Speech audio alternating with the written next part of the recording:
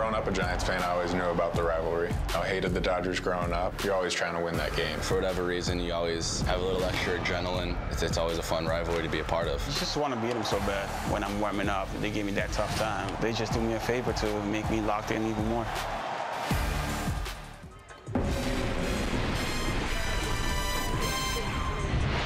Baseball night in America from Los Angeles tonight on a perfect evening for baseball. A couple of old rivals getting together. The San Francisco Giants visiting the Los Angeles Dodgers on Fox. Can't wait for this one. Should be fun and good to have you aboard. Welcome into our broadcast booth.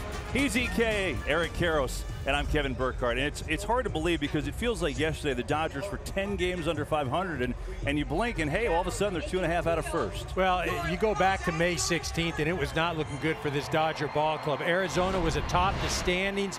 The Los Angeles Dodgers were 8.5 games out.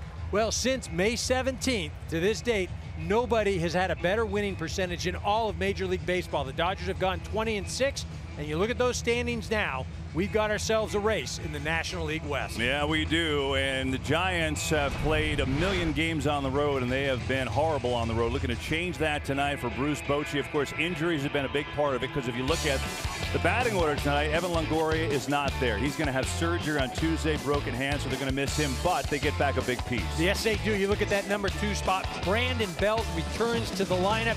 He of his 11 home runs, 31 RBIs. The Giants can use him. And that Giants lineup will face the left-hander for the Dodgers. All-star last year, but trying to find his form this year, and that's Alex Wood. Yeah, the ERA just has not been the same. Dave Roberts telling us prior to the game, if Alex Wood can control that arm side part of the plate, he's going to be good. If he doesn't, the Giants are going to have his number.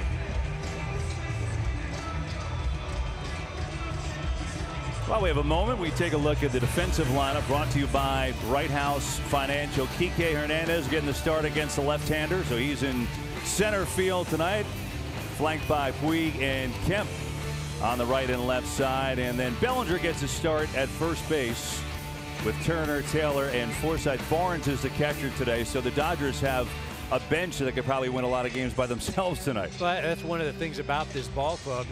They've got their left-handed pitcher lineup out there, right? And you look at those guys that are out there, they're big league guys as far as you're not really losing much.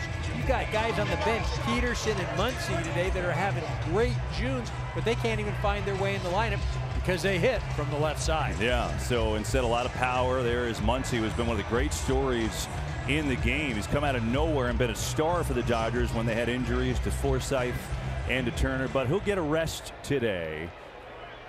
And all eyes will be on Alex Wood, who's just looking for a good performance. His last 3 have been real tough. As a matter of fact, he's called it the toughest stretch of his career, trying to find his form, as EK said, from Dodger Stadium on a gorgeous night. And we're underway with the first pitch to Gorkis Hernandez, and that one pitch, one away as Bellinger with the putout.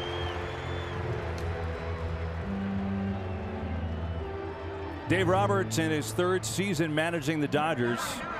He has had a lot to deal with this year. I mean, they have their entire opening day rotation on the disabled list, and here they are playing great ball. Well, just to have this ball club still believing and staying afloat up through the middle of May, I mean, he's done as good a job managing as he ever has.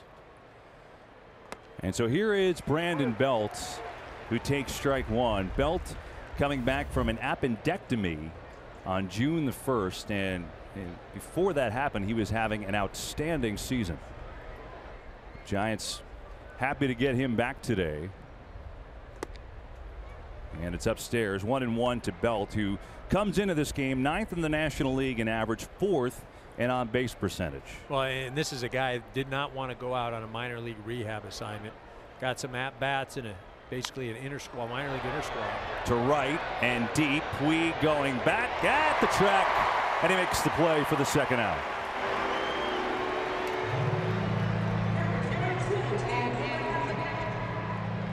And so 2 quick outs by Alex Wood, and up comes Andrew McCutchen. Of course, the Giants this offseason went out and added some veteran talent. We told you about Longoria, who's now hurt, but McCutchen, he has found his stride. He's having an excellent month of June. Well, he has. He started to swing the bat well as of late.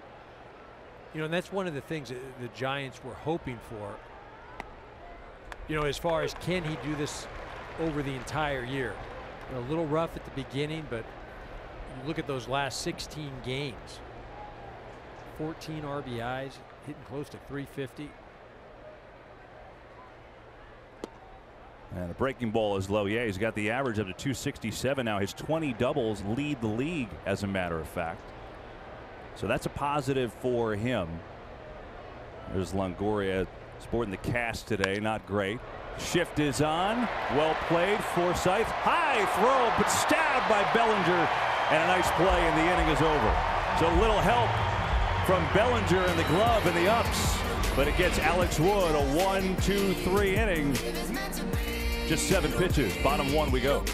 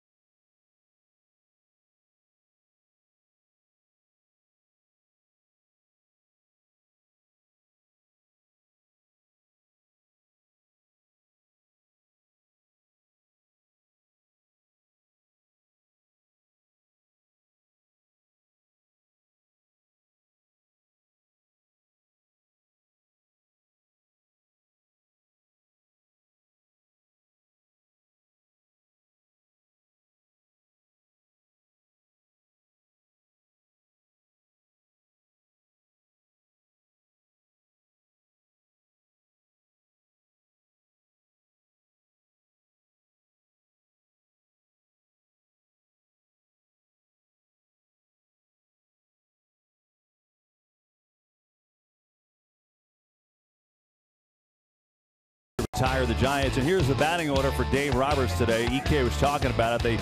They have the order for righties and they have the order for lefties, and this would be the order for lefties, with Kemp having an absolutely splendid season. Turner trying to find his way coming back from the wrist injury, and they have the work cut out for them today because they are facing as good a lefty as there is, Madison Bumgarner, on the hill. Right, and he's not crisp yet. He's only had 2 starts this year, and they haven't been Madison Bumgarner-esque, but he's continuing to improve. Look, this guy really is only similar. It's like the end of spring training for him right now. So he will get better and better. He'll go longer and longer, and I expect him to be the Madison Bumgarner of old, one of the best pitchers in all of baseball. And so Bumgarner against the Giants, and Chris Taylor, the shortstop, will lead things off today. And it's strike 1 to Taylor. Yeah, Bumgarner, he had been out a while. He missed the first 60 games with a broken pinky. He got drilled the final start of spring training on a line drive back off his left hand. So it's good to see him back and healthy and high and tight. 1-1 to Taylor. As a matter of fact, EK, his last start in Miami, for some reason he's never pitched well in Miami. He went 5 1/3. And he allowed 4 runs, and then as he was leaving the game, he got ejected. So, well, wasn't happy with the strike zone. You know, the thing is, regardless of what Bumgarner has physically, as far as a competitive component, approach, presence on the mound, you know, I'm not sure there's better in all of baseball. You could talk about Max Scherzer and Justin Verlander, but you know, Bumgarner has proven over the years he's the guy. Taylor rips it foul, though.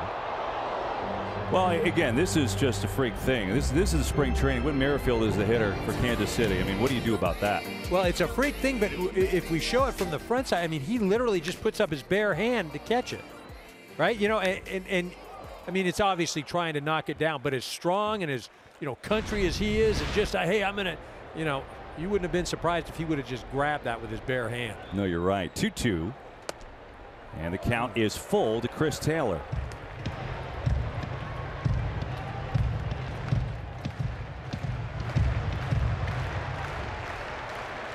Kike Hernandez on deck. At first, the payoff pitch to Taylor, the leadoff man for the Dodgers. And he got him. So Bumgarner retires his first hitter with a strikeout. One down as we take a look at the defensive lineup, sponsored by Bright House Financial. As Hernandez in center, McCutchen, Mac Williamson gets the call in left field for a Dodgers team that has made 52 errors. That's the third most in Major League Baseball, but they've obviously got some great fielders on that infield. Yeah, Brandon Crawford, he's my National League shortstop in the All-Star game. Trevor Story having a nice year in Colorado, but Brandon really doing it. Crawford's a Gold Glover, and this year his offense has gone to a new level. And I'm sure we'll be talking about him a little bit later when he comes to bat. Right now, though, it's Kike Hernandez, 1-0 to Kike.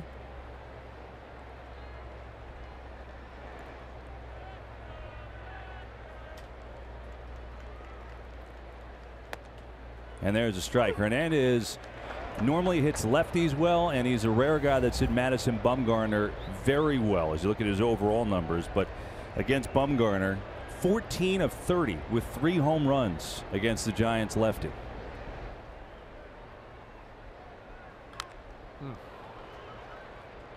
Well, he also has a lot of success against John Lester, another fine left-hander for the Chicago Cubs. But you look at that, you know, obviously he just sees the ball well against Bumgarner. And the thing about it is Bumgarner is aware. He knows that he's got to execute pitches against Kike or he's going to get burned. And it's, you know, there's no rhyme or reason for it. There's just some guys you pick up well. 1-2, and it's 2-2. So how does that change your approach, if at all, as a hitter when you? Well, you've got to stay within yourself, but you're always comfortable. Again, when you're going up against a guy that you've had a lot of success against, you know, there's no angst, there's no stress, there's no, you know, nervousness. It's just like, all right, here we go. Where am I going to hit the ball?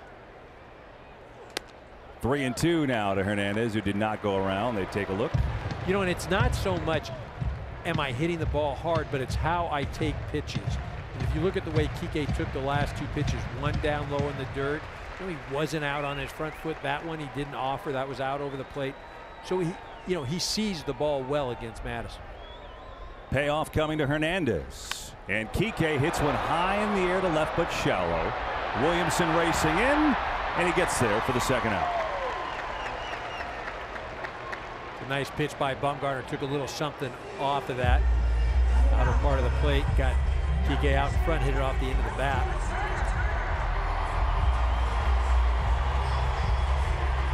That will bring up Justin Turner. And, you know, we just showed you with Madison Bumgarner with a freak spring training injury and then out until recently. Justin Turner was the same exact scenario. A broken left wrist at the end of spring training. Got hit by a pitch. He takes inside, and he came back May 15th. EK, fair to say he's still trying to kind of feel it out and find his swing? Well, if you look at the numbers, obviously, you know, he's not in a comfort zone. You know, he's had to take some days off because of the wrist does aggravate him a little bit. Like anytime a hitter has a hand injury, you know, no matter how small it may seem, whether it's a pinky or, you know, it's a wrist or, you know, that takes a long time to come back from. You're using your hands. It's the only thing that connects you to the bat. But just his presence plays a role. Turner fouls it back, so it's 1-2. I talked to him before the game. He says, like, feels like it's getting there for him. Hit a home run the other day. Well, the tough thing about playing every day is you don't give it a time to rest. And Dave Roberts has tried to find a day here, a day there, mix it in with a travel day or an off day as well. So maybe you can buy him 2 days. once that season gets rolling, baseball, you don't get to take a week off. You don't get to take 2 weeks off. 1-2 from Bumgarner coming. And it's 2-2. That's why this week was so odd. The Dodgers actually had a rare week in season where they had 2 days off. Monday off, 2-game set against the Rangers, Thursday off, while the Giants were traveling all over the country and playing a 16-inning game and getting here. I mean the Giants, the schedule right now for them has just been grueling. And the fact that they can be where they're at right now, considering all that. I mean, not to say that you're happy with being sub 500, but you've got to feel like that you've survived the road schedule that you've had to endure. What's gone on just in the past week. Bruce Bochy is doing a very nice job, as always. Meanwhile, Bumgarner full count to the first 3 hitters. Turner here, fly ball to center. Hernandez camps under it, and each pitcher has a 1-2-3 first. Scoreless after 1. Back to LA in a moment.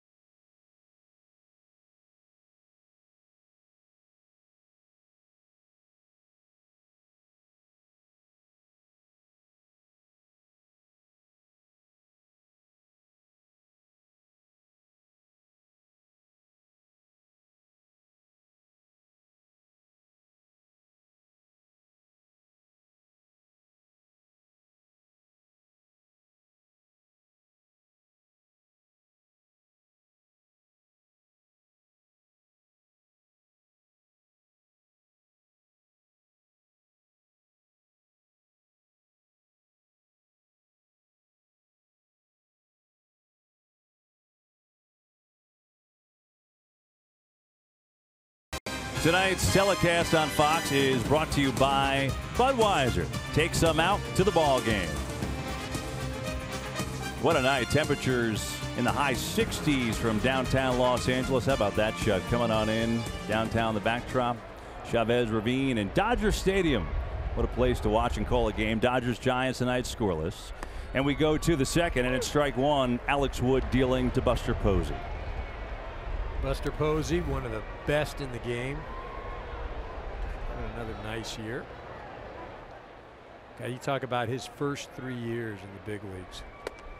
Well, Rookie of the Year, he was comeback player of the year, MVP, won a couple World Series. I mean, where do you go from there? It's pretty I guess you know where you go from there. You go to the Hall of Fame. Yeah. And that's where he will eventually end. That's the track he is on. You know, I think with Posey, you know, you're right. He came up and was such a force early on and a leader for this team. And then you think, look at all time where all of this ranks, okay? And he's obviously got time left to play in this game. A career .307 hitter, his OPS .847. Slices one. Hernandez charging in, diving, and what a play! Kike Hernandez with the rob.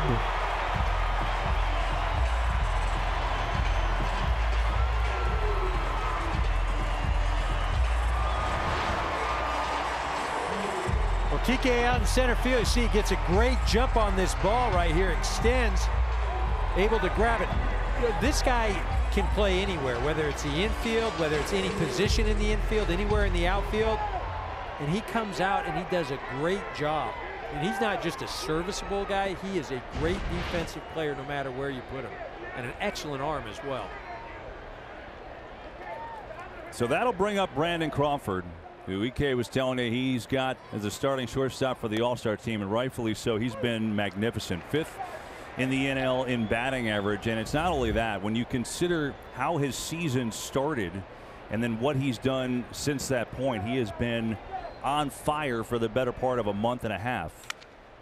Here, though, jammed and hits one right to Forsythe at second. So Wood off to a good start. Our forward keys to the game tonight, EK, what do you got for us?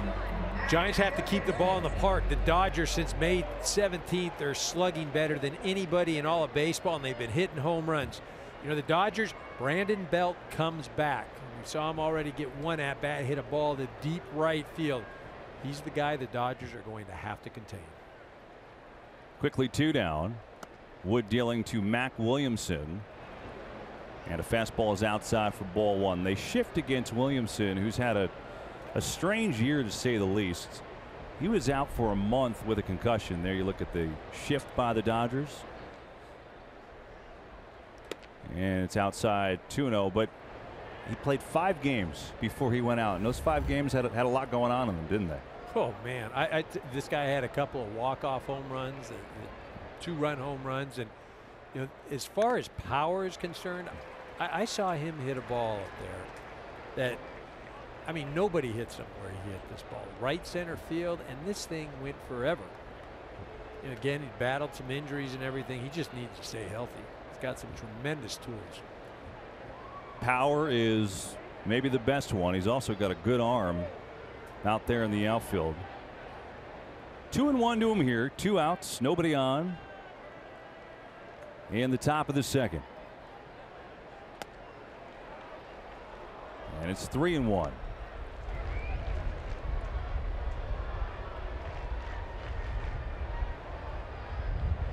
Got to be careful right now. You don't want to just throw a strike. Still got to make a pitcher's pitch. As we said, this guy, tremendous power.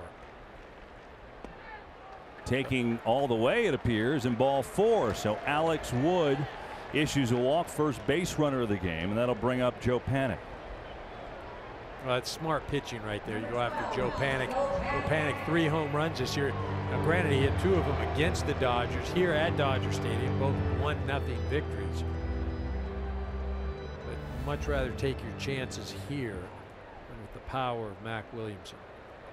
And you see he's hit well here at Dodger Stadium.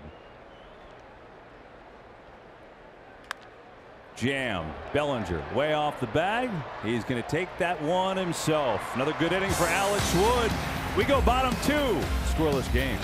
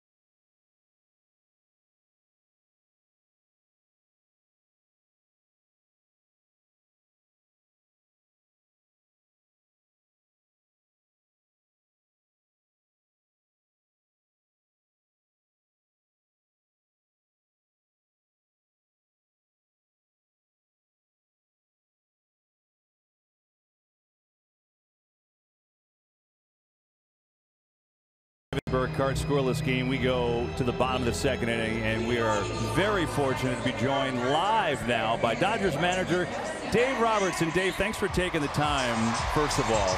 Second of all, we talked to you before the game, and you told us you had a feeling that Alex Wood, that he was going to go out and pitch well today. It just looks like he's got a good rhythm. What do you think so far? He does. He feels good. He's got a good rhythm, and the last couple turns hasn't gone well, and he's a guy that's just uber competitive, and I know against the Giants he wanted to pitch well, and right now we talked about if he can keep that ball down. There's a good shot right there, KB. Might be good luck, Dave. Deep to left. How about that, Dave How about Roberts? that? Matt Kemp with his, what, 11th, 12th homer? I'll do this next inning, too. Actually, Dave, put Matt on the headphones when he comes in. Yeah, we'll work on that one. Well, that was nice right there, huh? Stayed through it. That's pretty good. Go ahead, you can congratulate him. Attaboy, Matty! That's it. There you go. I gave him some love. Is that the first time you ever give a home run high five live on TV, Dave? See, man, TV keeps growing, man. Baseball keeps growing, and look what we're doing right now. This is real-time stuff.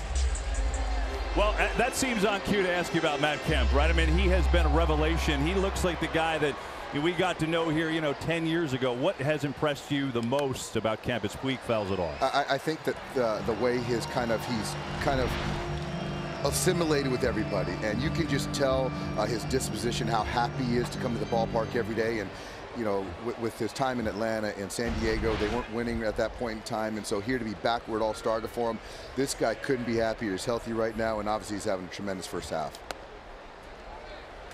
Dave, talk about what you have to do with this roster. I mean, you've got Jock Peterson and Muncy on the bench today, and those guys are as hot as anybody in the month of June, right?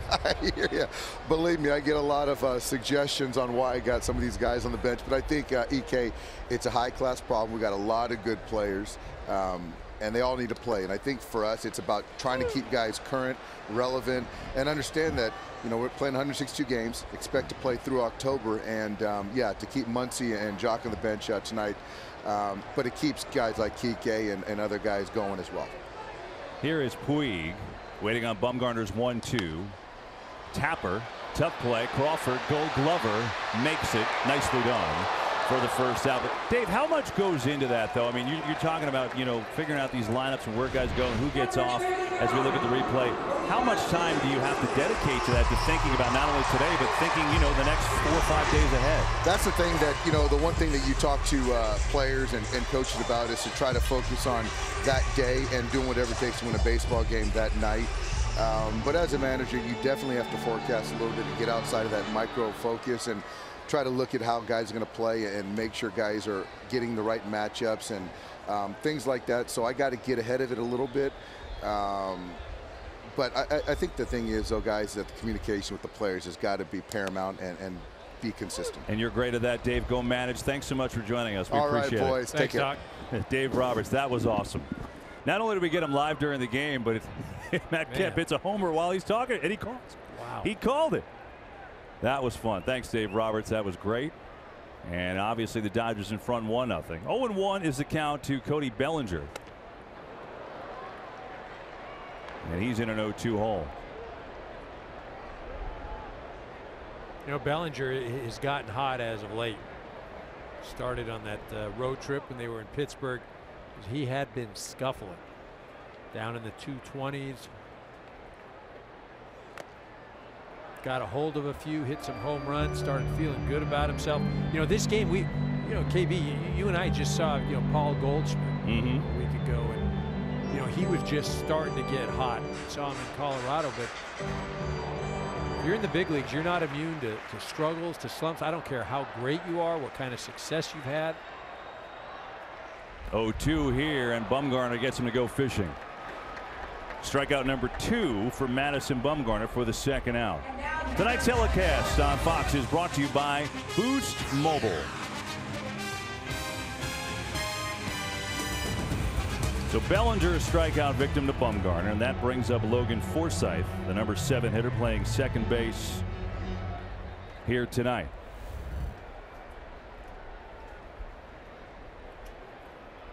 We talked about those Dodger injuries. And Forsythe was a part of that. He and Turner got hurt at the same time, so the Dodgers lost 2 key cogs from their infield.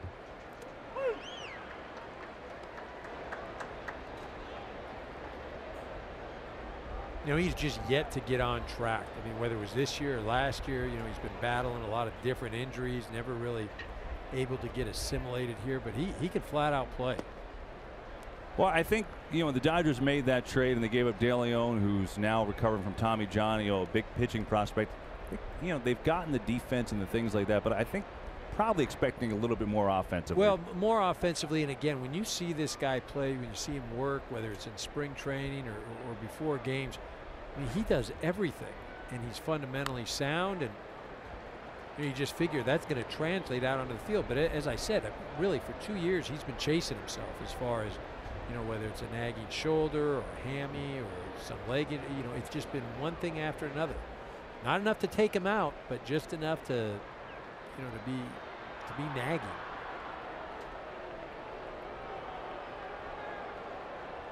It'll be a 1-2. 2-2. Good eye by Forsythe. Bumgarner wanted that pitch. See him started to walk off the mound, and I have to say it was a very good pitch. And that's the other thing. You're Madison Bumgarner. You get that pitch.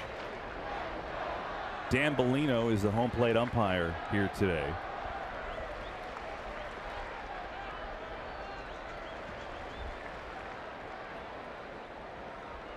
Bumgarner tries it again. 2-2. That one's a little farther outside. 3-2. So with the Kemp home run, the Dodgers have not trailed in the last 41 innings, and it's all the long ball. They have just used the home run like crazy in this month of June. Another full count. Payoff coming to Forsythe. Do it again. Well, you mentioned you go back to May 17th, and they're first in the National League in home runs, second only in Major League Baseball to the New York Yankees. 33 home runs in the month of June, too. That is the most in Major League Baseball. And speaking of that number, 33 pitches from Madison Bumgarner. A lot of full counts in the early going. One more. Forsythe high in the air to center, but playable. Hernandez puts it away. However, the Dodgers take the lead on Matt Kemp's home run, his 12th of the year. And not only that, he did it while Dave Roberts was talking to us. The high five with our interviewer. So won't you ride with me? Ride.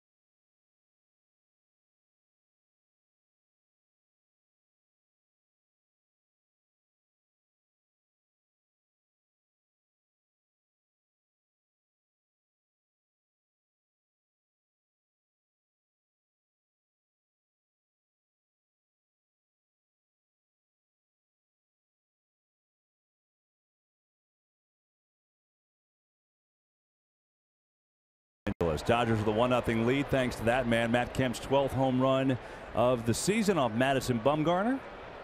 And now the Giants will send 8, 9, and 1 to the plate against Alex Wood. And it's strike one to Bumgarner, who is hitting 8th tonight. He hadn't done it this year in his 2 starts. He did do it a few times last year in the 8th spot. And as you see, he has some power.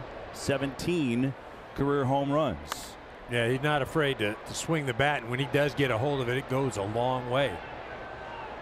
He hit a home run. Didn't he hit a home run off of Kershaw? I think he got a hold of one off of him. He's hit home runs. There's Kersh. Off of really good pitchers. He's got Kershaw. He's gotten Greinke. He's gotten DeGrom. So yeah, he's not messing around. No. Check swing here, and he goes around. There's a strike to Bumgarner, and strike 3 it is. So okay, strike out there on 3 pitches, but here's evidence of what Eric was talking about.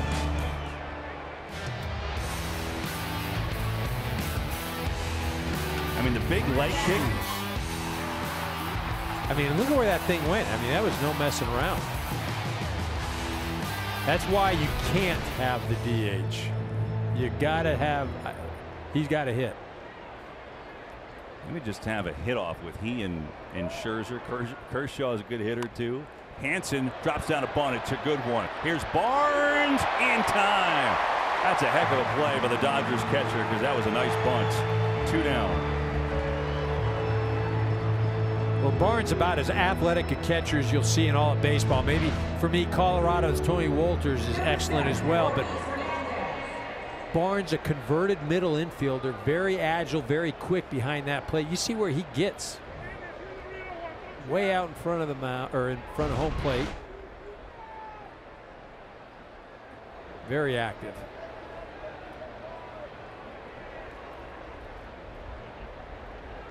Back to the top of the order we go with Gorkis Hernandez, who popped up on the first pitch he saw, and here taking a pitch. Yeah, Hernandez trying to give Bumgarner some time to rest a bit. As you mentioned, Bumgarner up in the pitch count right now. And it's the opposite for Alex Wood, who has had trouble with pitch counts going deep into games, and he is in a great groove so far. He only lasted 4 2/3 his last start, 2 innings to start before that.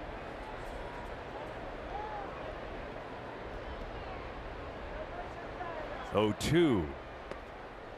And it's inside. 1-2 to Hernandez, who has turned into the everyday center fielder for Bruce Bochy. They've had an outfield rotation out there, but Gorkis is having a career year, and he's kind of taken that job. Yeah, having a nice season, as you mentioned, close to a .340 on base percentage. Slugging at about .450. Wood loves to come inside of right-handers with that breaking ball of his. See what he chooses on a 2-2. 2 outs, base is empty in the 3rd. He goes away. Well, and see, that's what he does. He gets the right-handed hitter leaning out over the plate, you know, and that's that pitch right there, and then he'll come inside with that breaking ball or that cutter. Again, most lefties and trying to work the corners, unless you're a guy like Randy Johnson used to be. Tries to do it there, but it's fouled back by Hernandez, and we'll do it again.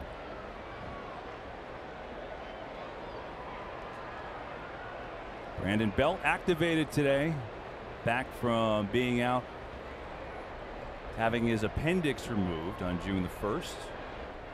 See if he gets a chance. Payoff coming.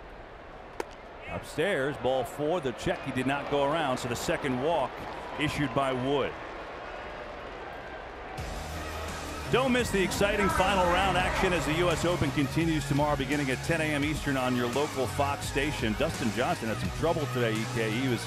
He had a nice little lead, and then he shot a 77 today. Yeah, but that's good for viewing, right? We'll all be watching tomorrow. Everything's all clogged up at the top. That's great for love Fox. it. I love it. Makes for a fun round. It'll be World Cup, a little golf. It'll be all over the map tomorrow. Mexico plays tomorrow, right? Against Germany. Yeah. Packed day. Here's Belts. A little late, and it's strike 1. Belt smoked one his last at bat.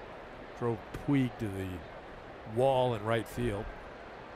Wood 10 first pitch strikes out of 11 so far, so that has been a good note for him today and belting an 0-2 hole.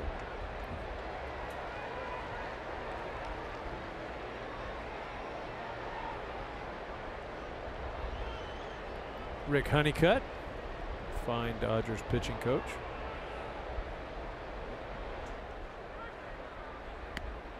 One and two.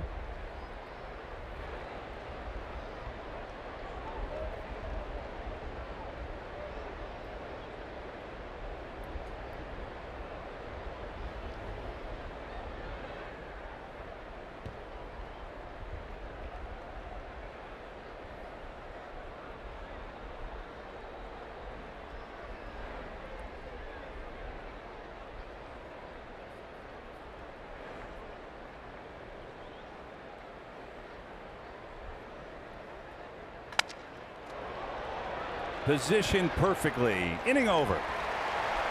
Alex Wood cruising so far. 1-0 Dodgers, middle of 3. Sweet summertime.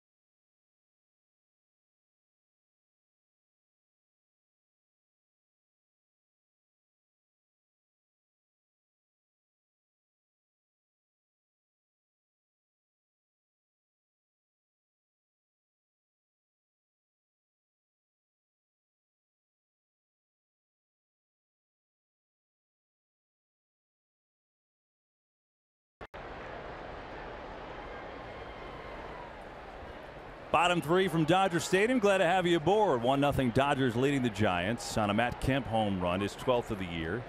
And so Madison Bumgarner making his 3rd start after coming back from being out the entire year with a broken pinky. And Austin Barnes takes strike 1. Barnes doing the catching here tonight. Grandal takes the night off.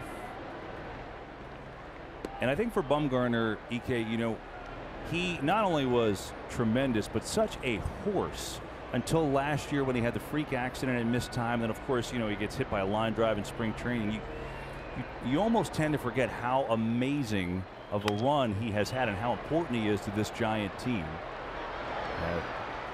Barnes grounds out. I mean, just give an idea of Bumgarner here and what he's been able to achieve. His debut back in September of 2009, 104 wins with the Giants. Oh yeah, 3-time World Series champion in 04. It was the most ridiculous performance you have ever seen, coming out of that bullpen in that Game 7. And again, there's that freak accident. The dirt bike last year missed 3 months. Obviously the Giants really fell off the table without him, and then this year they've hung around without him. Now they need to get him and others back and try and stay in this NL West race. You know what amazes me is you go back to one of those little graphics, and it was what he's done in the World Series. A .25 ERA. Not 1.25, not 2.25, but a .25 ERA. You know, that's in 36 innings pitched. You know, 31 strikeouts and only 5 walks. I mean, guys don't hit against him. 201, and that's in the World Series. That's on the biggest stage. It's truly something. 2-0 the count here, and there is a strike to the pitcher Wood. I mean, take it a step further. In that 2014 postseason, so you said the World Series, a .25. The entire postseason, he had a 1 ERA. That's 3 rounds. Yeah, you had to get him in the other rounds. You couldn't get him in the World Series. Well, you know, there aren't many guys that you can say just carried their staffs. I mean, you go back to the Schilling and Johnson, and you know, but it was 2 guys. You go to the Boston staff, you know, in the early 2000s. But this guy, Bumgarner, literally put the club on his back, and he carried him. 2-2 to the opposing pitcher Wood. And Wood, this is going to be a tough play. Hansen comes on in. Good strong throw for the second out. How about this on Bumgarner? Throw this at it. You know, whip, which is walks, hits, innings pitch, is basically, you're talking about base runners, right? His career whip is 1.10. Only better in Giants history. The history of the Giants, Christy Mathewson and Juan Marichal. Those are the only 2 pitchers better, and they're barely better. Yeah, I mean, again, when you start talking about what he's accomplished, you know, and then you want to start comparing it to that contract he's got. You know, and what he's getting. You know, he signed a very team-friendly deal, you know, years ago, and you know, for what he's done, he's arguably one of the most underpaid, if not the most underpaid, pitcher in the big leagues. He's making $12 million this year, which is obviously a lot of money to most folks, but in the context of what star pitchers make in this game, that's honestly about half, and even less than that. Well, and you just think about, you know, what he's accomplished, what he's done. You know, the years that, you know, he was dominating other teams and dominating seasons. You know, he's making $3 million or $6 million a year. But again, you know, you make the argument, okay, did he have that performance because he didn't have anything to worry about, because he knew he was set, he had signed a contract? You know, that's what the team would argue. 2-1 to Chris Taylor with 2 down and the bases empty here in the home third. I know this. Giants are happy to have him back. Anybody would. It'll be interesting to see what he does, though, after the 2019 season. You know, that's when he's a free agent. And, you know, what happens after that? I think a lot depends on what this team is looking like, right? I mean, well, the Giants never, you know, they always compete. You know, that's the one thing that you can say about it. They don't go into this rebuild mode. You know, Brian Sabian and Bobby Evans. And look, they won 3 World Series in 5 years. yeah, you'll sign up for that. I mean, that's crazy. One thing here tonight, though, this is his 5th full count. And he's facing his 10th batter, so he has worked at 47 pitches here in the 3rd inning. Taylor. Hernandez gets there. A 1-2-3 inning for Mad Bum. 1-0 Dodgers after 3.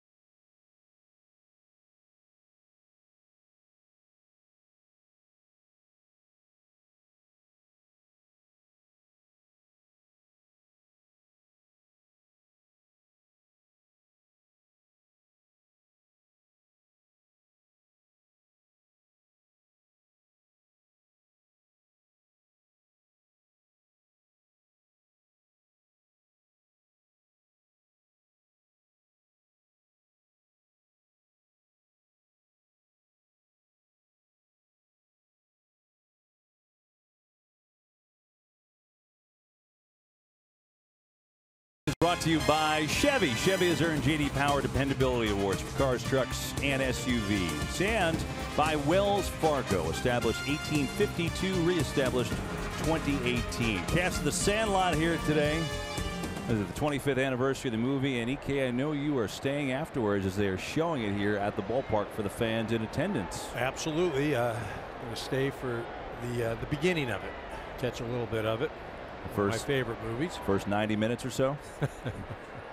Here's McCutchen leading off the fourth, trying to get the Giants going against Alex Wood, who's been very sharp. Just 2 walks so far by Wood. No hits allowed just yet. And this is coming off a 3-start stretch where he had an ERA approaching 10. Again, he called it the toughest stretch of his career. So today, he's found a groove. And McCutchen, it's high in the air to center. Kike waited. Hernandez going back on the track, and he makes the catch. Our first game break of the day. We have a rivalry in the West. Let's check on a rivalry in the Midwest with Chris Myers in LA.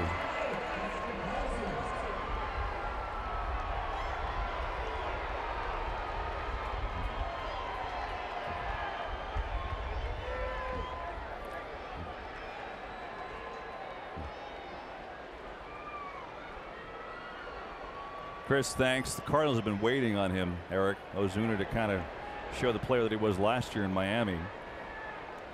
He started to swing the bat well as of late. You know, Cardinals have been beset by injuries on that pitching staff. Reyes going down. Carlos Martinez just coming back. He was down for a while.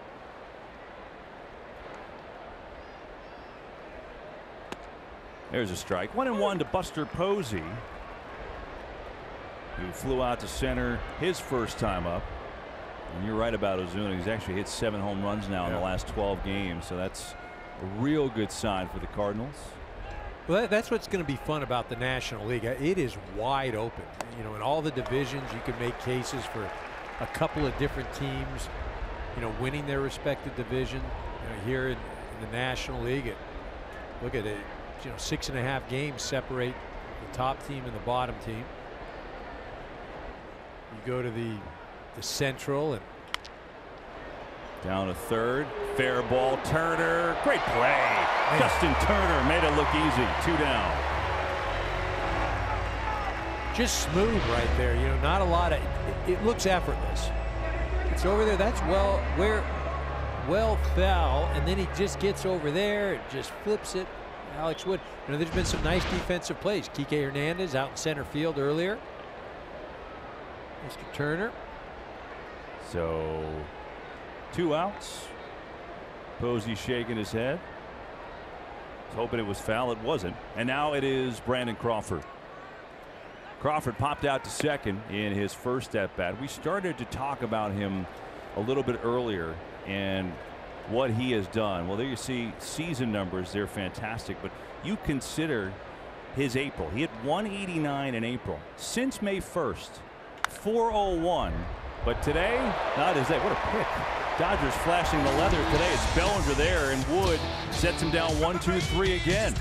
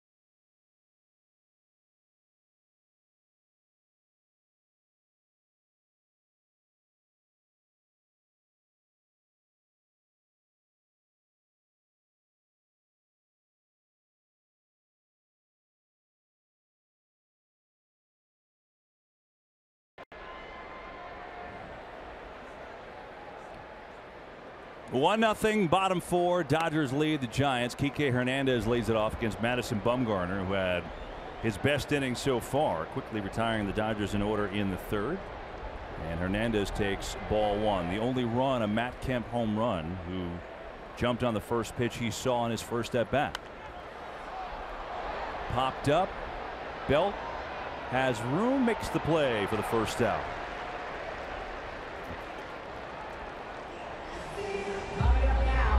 And so up comes Justin Turner now.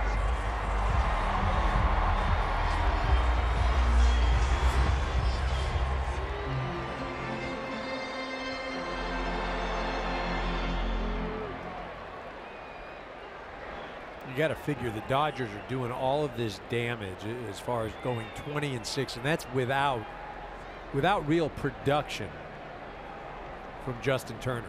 You know, at some point he's going to start swinging the bat well as far as getting balls to fall. You know, and that's true.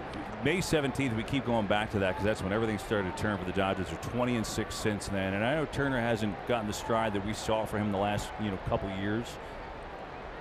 But don't you feel like there's no coincidence that the Dodgers took off when he came back, because he is a big time leader for this team. Well, he's a presence, and what he does is he lengthens the lineup. He provides, I don't want to say protection, but when teams are facing the Dodgers, they have to be very aware of Justin Turner. He's hitting right in the middle of that lineup. It's another hitter that they have to be cognizant about. And then what happens? Other guys are able to feast. 1-2 to Turner as that one is fouled away. I mean, the 2017 NLCS co-MVP along with Chris Taylor, a rare player in today's game who does not strike out. I mean, he walked more than he struck out last year.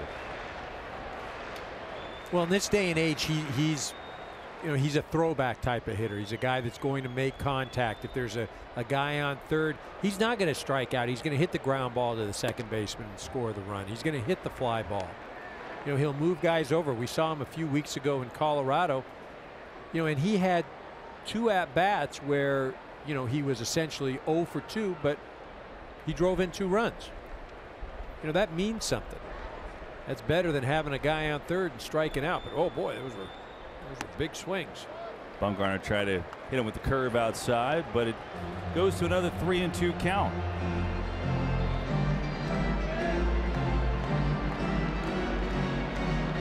You see, 6th time tonight he's had a 3-2 count. But the Dodgers only have the 1 hit, the home run. Payoff to Turner. Upstairs and in, and Turner has drawn a walk. First walk issued by Bumgarner. Well, Matt Kemp responsible for the home run for the Dodgers. We flipped the switch, sponsored by Boost, and here it is.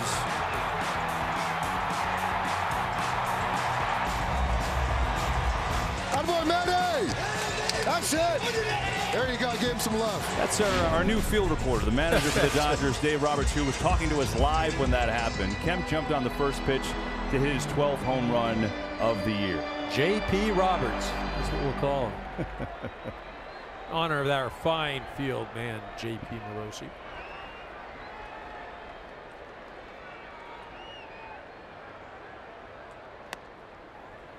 There's a strike. It was a 3rd home run career for Kemp against Madison Bumgarner. But other than that, he really has struggled against Bumgarner in his career. Coming in, he was only 11 of 59. That's a 186 average. So that's why he probably said, you know what, I'm just going to go for the first pitch this time, see how that works out. Well, and you see Bumgarner not challenging him with a fastball in the first pitch. Left side, double clutch, but in time is Hansen with the throw. And because it was a slow roller, Turner has advanced to second, 2 down.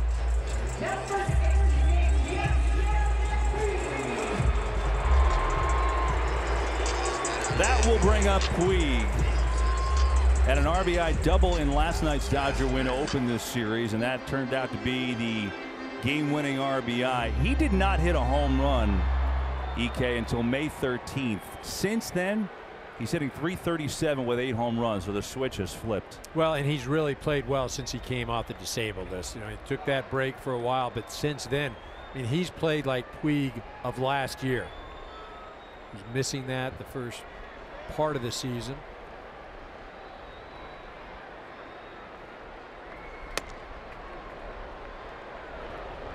You just watch him, though. You forget the offense. What he does defensively, wow. Turner Ward, remember last year, anytime that we could hit a home run, Turner Ward, hitting coach, and get a hug and a kiss. I think maybe if I was Turner Ward, I'd prefer a double or a triple. You're not lying. Upstairs, and it's 2-0. So Puig in an enviable spot. Kind of became a theme, right? I mean, I remember Dave Roberts talking to him earlier last year. He kind of started a tradition with Puig where he made Puig come to his office every day and give him a hug to start the day, and it really kind of put Puig in a good place.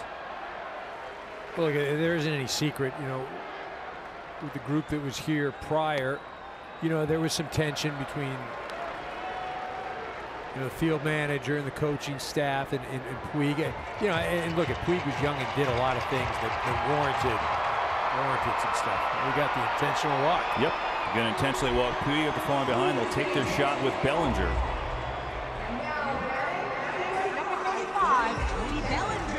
And so Bellinger, who was a strikeout victim his first time up.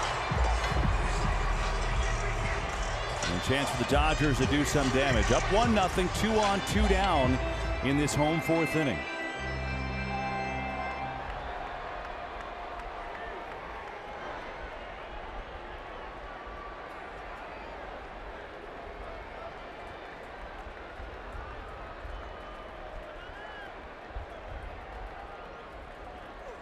Inside and tight. And moves Bellinger off the plate, 1-0. Look, Bumgarner hasn't been sharp. There's no question about that. But what that does with that pitch opens up the outside part of the plate. And, you know, Bellinger doesn't go the other way a lot. If Bumgarner can stay outside, he's going to force Bellinger to have to go to left. Right now, if I'm Cody Bellinger, I'm looking for something up, out, over the plate. And I'm trying to use left center. I think that's where Bumgarner is going to try to get him out.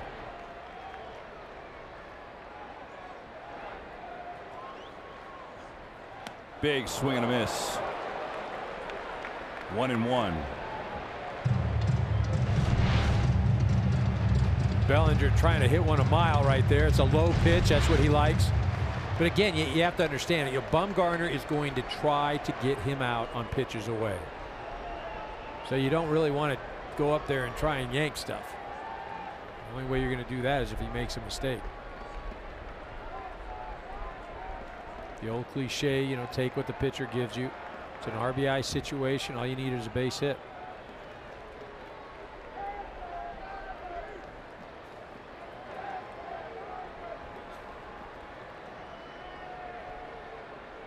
Here's the 1-1. Nope. Bumgarner will step off and check on Turner, the runner on second. And in these spots, Bellinger has struggled. 194 with runners in scoring position this year.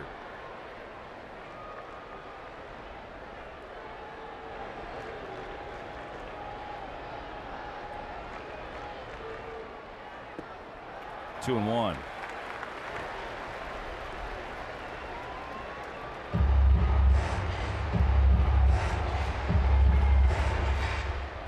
See, and this is where as a hitter sometimes you get greedy. You think 2-1, okay, I'm going to look for something inside. I'm going to try and jerk something, but Bumgarner has no intention of throwing anything inside.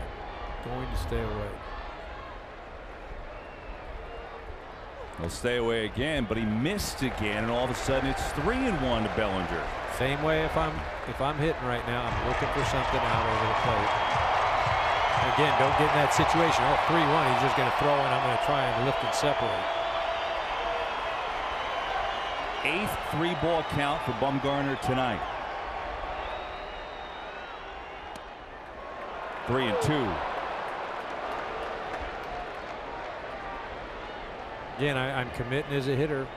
Have I said this yet, Kev? It's going to look outside. I've heard this before. See if Bumgarner agrees. 3-2 to Bellinger with 2 down. The runners will be in motion.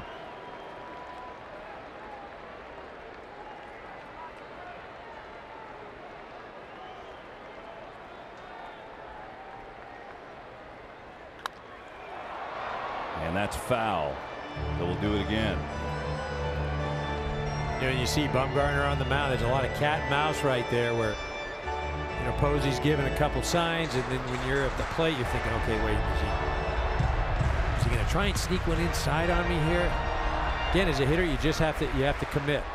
And the commit right here is he's going to try and beat me away. Hit one to left. Throws a fastball in. Tip your cap. 3-2 on the way. Outside ball 4. Bumgarner wanted that pitch.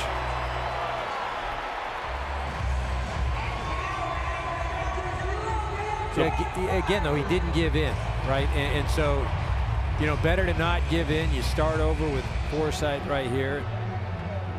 And you make a pitch, getting this ball club back in the dugout.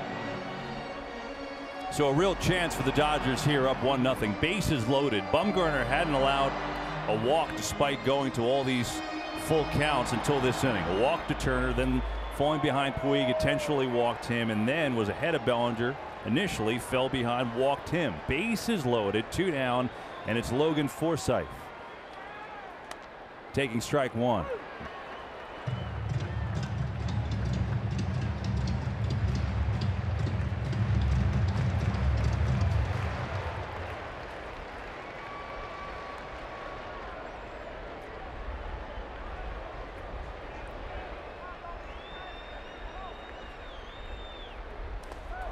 That's a great play by Posey. Man.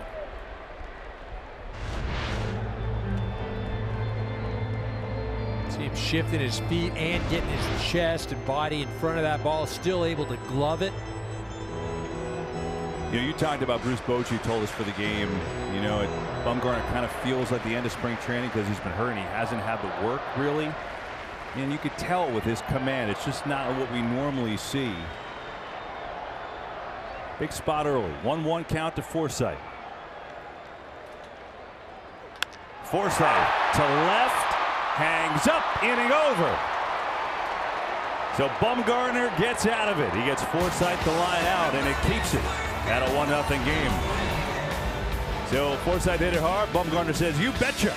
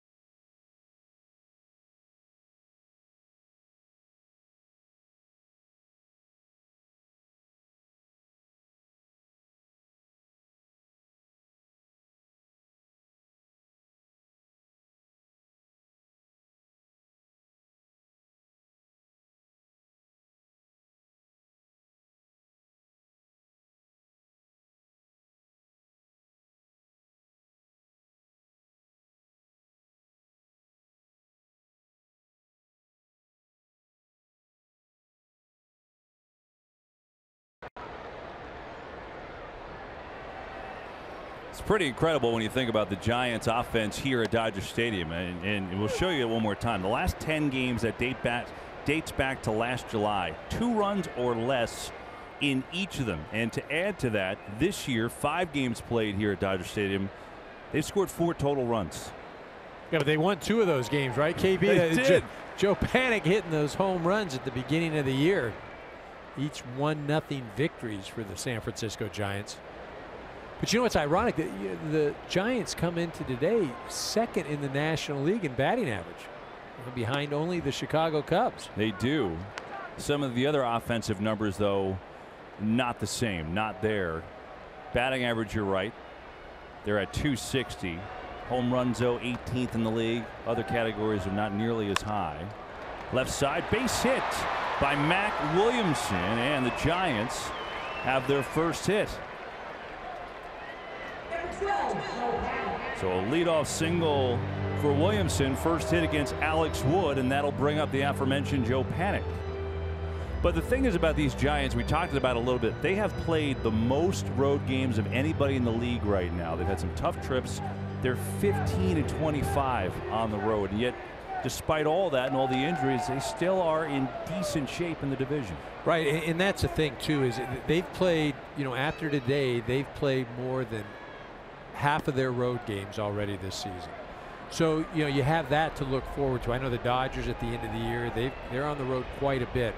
And so, you know, you can't get too worked up. Okay, we're not playing well on the road. Look at it has been a grueling schedule. You couple that with the injuries, you know, and then you throw in a couple of those road trips have been 3-city road trips, and that's that wears on you. You know what I mean? I remember Tommy Lasorda always saying, well, geez, what are you getting tired for? You're not flying the plane. You just sit there. You tell them what you want to eat. You sleep. You don't do anything. But going back and forth, and especially travel from the West Coast, you know, that's one of the drawbacks of playing out here out west.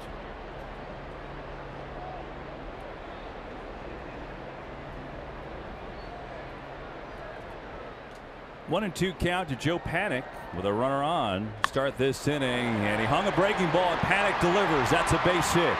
Williamson going first to third, and the Giants in business here to start the 5th inning. You know, they finally get a couple that drop, because as good as Alex Wood has been, keep in mind, EK, he's had some good defense behind him too. Well, Forsythe positioned well. Cody Bellinger making the nice tag. Kike Hernandez, he plays defense no matter where you put him. Austin Barnes hustling out, making the nice place. And then, of course, JT, Justin Turner, smooth over there at third base. Alex Wood appreciating every bit of it. Hernandez had the big diving catch. So now 2 on, though. Nobody. I remember Bumgarner just got out of the big jam on the mound, and now here he is with a chance to do damage. And again, you can't take him lightly. He's got 17 home runs in his career, if you just turned this on. So this is not your gimme pitcher at bat. No, not at all. And a lot of managers would have their pitcher bunting in this situation just to get the runner down to second, stay out of a double play, but not Bruce Bochy, and rightfully so. You let this man swing the lumber.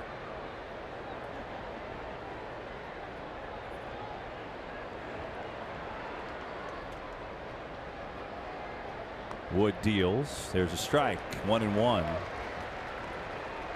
And you know, Bumgarner can make some contact too. He's got 36 career of those sacrifices. So here, though, I bet you he'll be swinging and swinging hard. Williamson on third, Panik on first. Giants' first threat against Alex Wood comes in the 5th. Pulled the string on him. 1-2.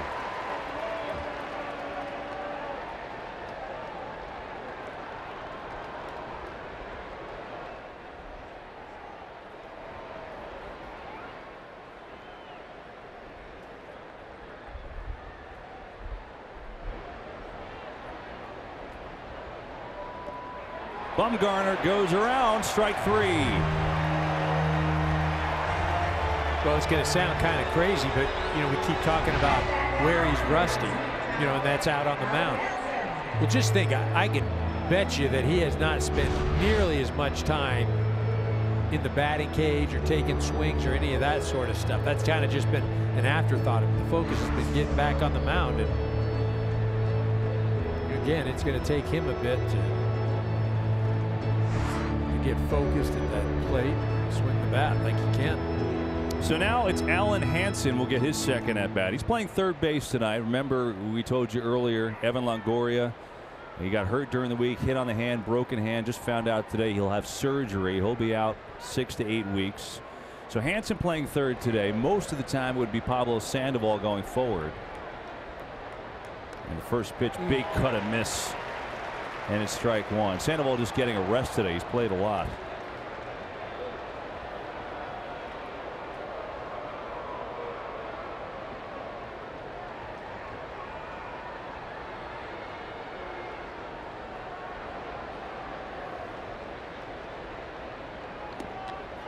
One and one to Hansen, who already has a career high 5 home runs. Did get some time. He had 160 at bats with the White Sox last year. Giants signed him in January, and now getting a chance to play a little bit.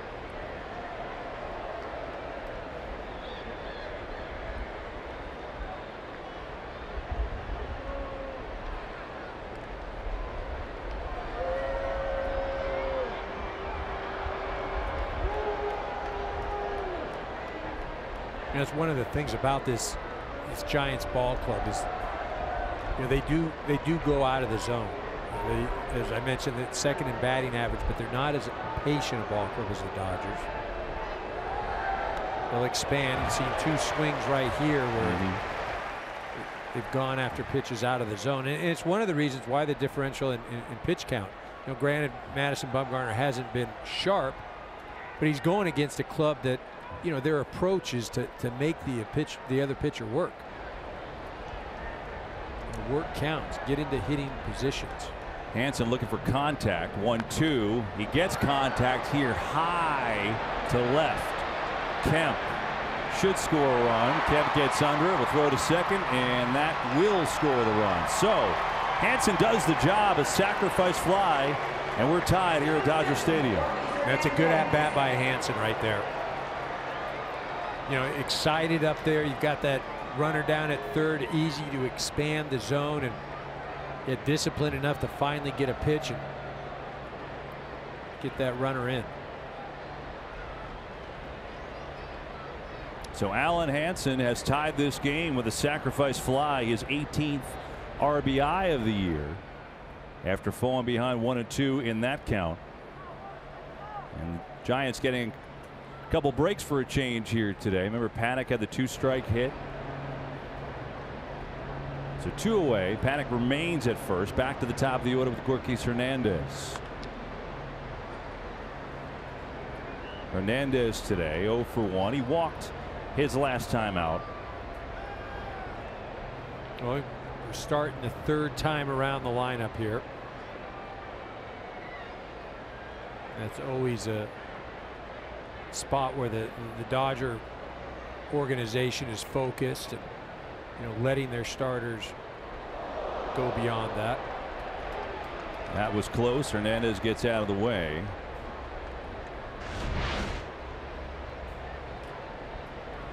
Get your attention. Yeah, and on that note for Wood, you know, he averages 85 pitches per game. It's actually the 4th lowest in the majors among starters. Part of that for that reason, EK. So he's only at 61 pitches, but now 3rd time through. We'll see how it goes. First time hitting a minor speed bump, and it's 2-1. Teams against him hitting 241 3rd time through the order. You see the pitch count so fast in the first, and he's been ultra sharp until this inning when he allowed back-to-back hits to start it off. 2-1. Curveball ripped, base hits. Another hit for the Giants here in the 5th. Panic with a big turn, but will stop at second. And Gorkis Hernandez has a 2-out single.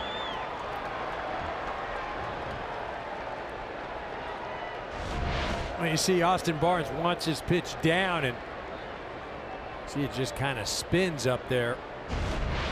Can't get it down. And here's the guy we talked about at the top of the show that You can't let him beat you, and that's Brandon Belt. This is the Giants love this situation right now. 3 hits in the inning for San Francisco. Belt, his first game back, out since June 1st with an appendectomy. But Giants with 2 on here, 2 down, chance to take the lead. A big cut. He fouls a first pitch straight back. It's 0-1. Give credit to Alan Hansen. That was a big at bat, especially if the Giants add on here. Down 1-2 in that count, and got the bat on the ball to tie with a sac fly.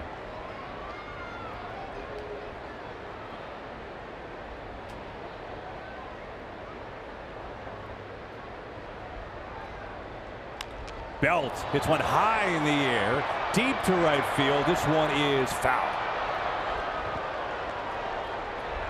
Just a bit out in front of it, and he could just flat out hit. What a season. You know, and this is something that the Giants have been waiting for years. You know, he always has stretches where, man, it looks like, okay, he's finally got it.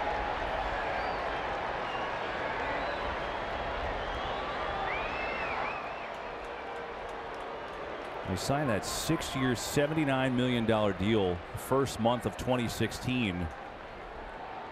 And really last year you started to see it. This year he was having a tremendous year before the appendix had to be removed. He's in an 0-2 hole here, though, with 2 on.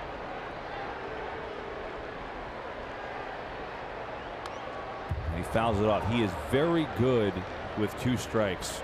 .250 average with 2 strikes. It's actually 13th best in the league, and you could see Belt's ascension here the last few years. 18 home runs last year. This year numbers off the charts for him. Well, you can see, look at that on base percentage, 394 2 years ago, 355 last year, even while only hitting 241.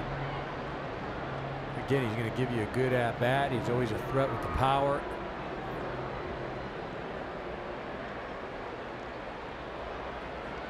.02 for Wood. That's a great take right there.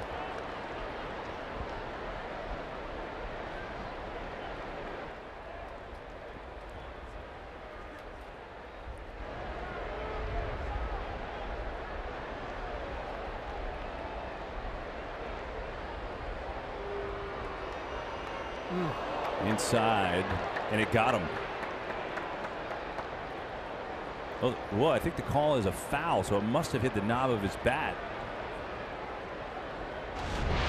Let's watch. Oh, it did. Wow. Good call. Yeah, the only thing that could have been worse is if that thing stayed fair. You're right. And you really would have been ticked off. So we'll do it again. 1-2 to Brandon Belt here in the 5th. Giants have tied it, looking for more. Quick pickoff play. Oh. And it bounced around, but it stays in the infield off Taylor. They had a chance there to get Panic. Yeah, good throw. I think you might get him. Maybe not. Panic read it. So not a bad idea. And Taylor kept the ball in front of him. And again, it'll be a 1-2.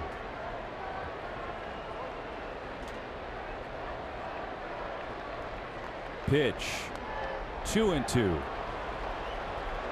Gee, Belt doing a nice job. Was down 0-2. Is played off that pitch on the outer half. And that was worked the count to a 2-2 count. You know, Belt didn't go out on a rehab assignment.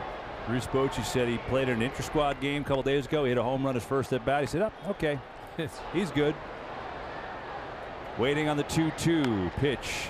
Tapper foul. Well, and one of the reasons why he said he didn't want to go out on a minor league assignment is he didn't want to get hit. Right? I mean, and that makes a lot of sense. You go out on these minor league assignments, you get some kid that's excited to throw against, oh man, I'm throwing against Brandon Belt, or I'm throwing against the big leaguer, and you know, maybe trying to throw inside, maybe trying to do a little something extra, trying to throw a little bit harder, and something gets away.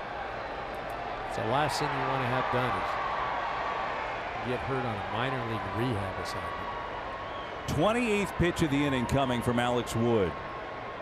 Belt Foul again. Some at bat here. Some battle between Wood and Belt. Yeah, tell me the Giants didn't miss this guy in the lineup. I mean, just no matter what happens, just this at bat. It's almost unfair that you take one guy on Longoria out, and then you bring Belt back. And the Giants just can't buy a break. 9th pitch of this at bat coming. Again, a 2-2. Belt, jam, Turner has room, makes the play, and the inning is over. What a duel that was. Giants, though, tie it on the sac fly from Alan Hansen. Halfway through, tied at 1.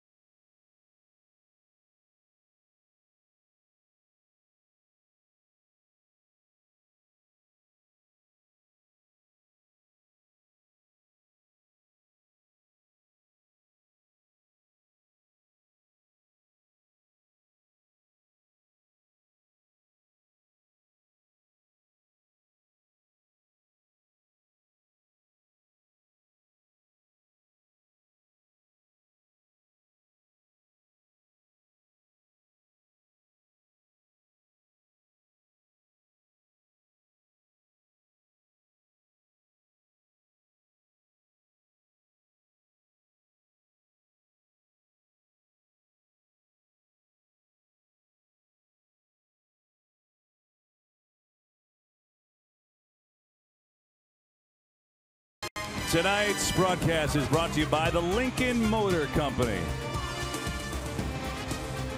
1-1 game. Giants Dodgers. Good one from Dodger Stadium tonight. Beautiful night. Temperatures in the high 60s. Sun is setting along the beach. Got Madison Bumgarner and the Giants against the Dodgers. What more could you ask for?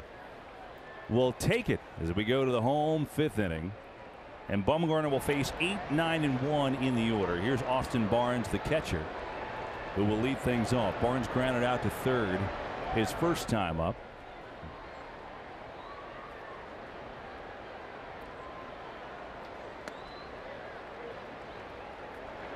And it's 2-0.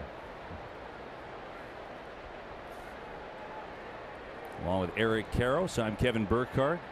Justin Denty, our director. Brad Zager dusted off the mothballs, producing today. And our entire MLB on Fox crew. Good to have you. A little NL West rivalry. 2-1 to Barnes, the catcher.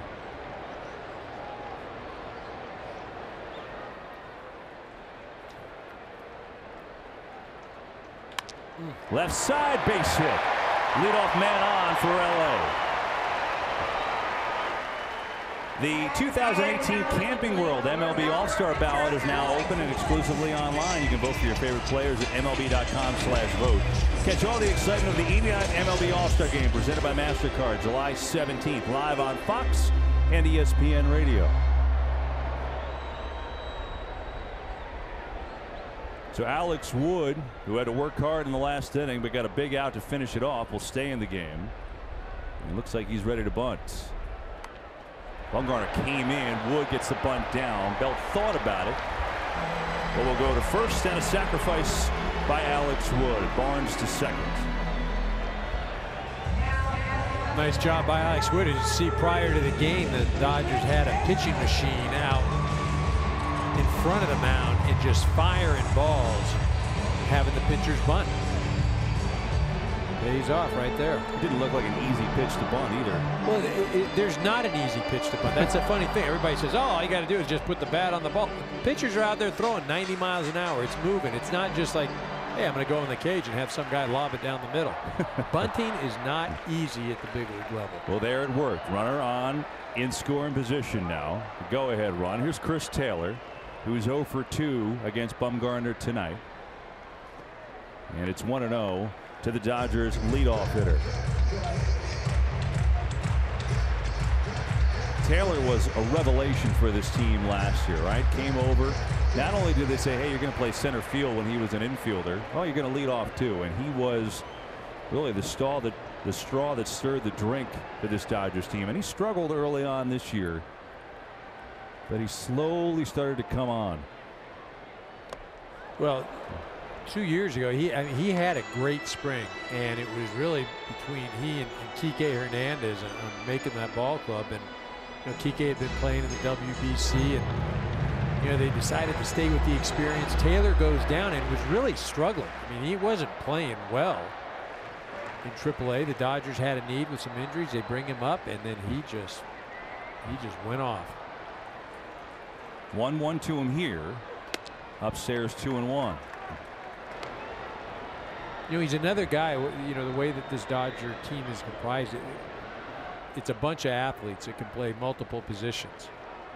You know, whether it's Bellinger in the outfielder first, or Barnes who can catch, play the middle infield, Kike Hernandez. This man right here, Chris Taylor, plays shorter, center field.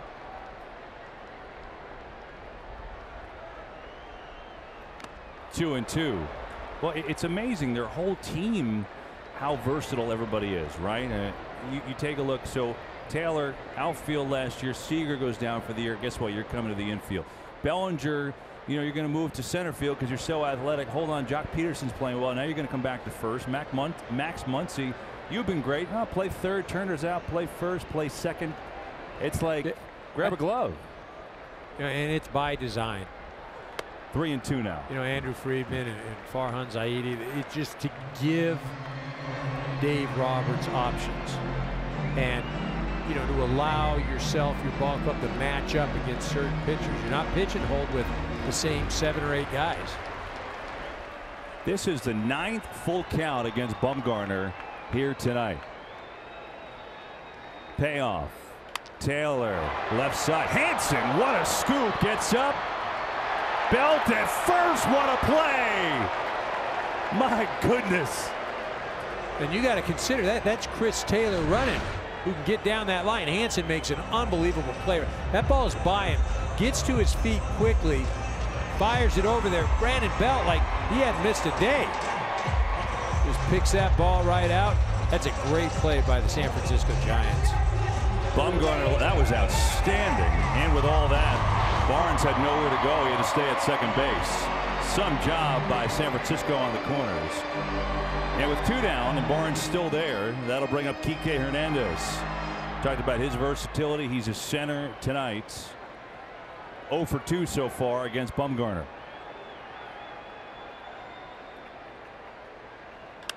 Hernandez hits one in the air. Deep left field. Gone!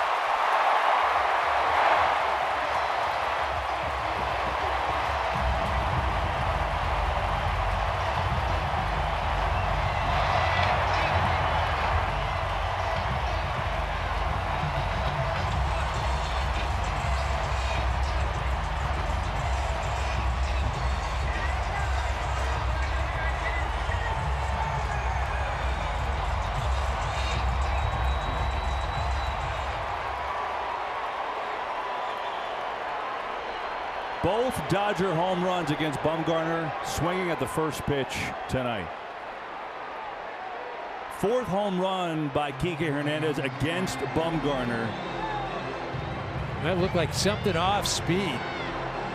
Went real hard, and again, you know, he wasn't sitting on a fastball. He just about 75, 77 mile an hour pitch up in the zone. Looked like a curveball. He has hit Bumgarner well. He's now 15 of 33 with 4 home runs against Bumgarner in his career. I mean, that just doesn't happen. Right, and try to explain that. You know, again, you just go back to the, there's some guys that you just can't get out. 2-1 to Justin Turner. And the Dodgers home run barrage in June continues. Their 34th home run this month. Tops in the majors. 3-1 they lead it. 2 down and the 2-1 to Turner. And Turner, right side. This one is carrying, and it's over the head of McCutchen. Bounces over the wall. Justin Turner has himself a 2-out double. Now let's go back to the Kike Hernandez home run. Yeah, you see, it just rolled it up there about 77 miles an hour, and he's just sitting on that thing.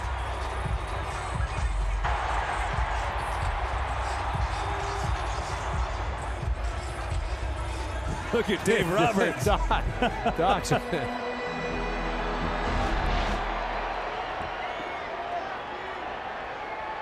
So now it's Kemp. Dodgers have retaken the lead. Chance to add more in the home 3rd inning. Kemp got the Dodgers going with a home run in the 2nd inning, his 12th of the year. He jumped on the first pitch there. Does it again, and it's foul. And they aren't wasting any time. They're patient, but strategically they've had a couple of first swing hacks against Bumgarner tonight. They were first swing hacks, but you know, again, that's a fastball. That one Kemp hit earlier was a fastball down and in. Kike Hernandez, he was sitting on that curveball. I mean, you don't, even if you're first pitch hacking, you're getting a curveball or a fastball, you got to be looking for that curveball.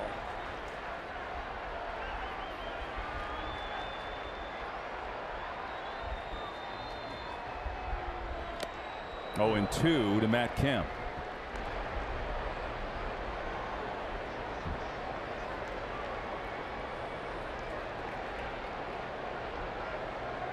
I'd say that number plays. That is good. He's been at his best when guys are out on base. There's a guy out on base right now, although he's in an 0-2 hole. Tell you one guy who's happy, that would be Alex Wood, as the Dodgers have not scored much for him this year. Just 27 runs in Wood's 14 starts. Now Wood has a lead.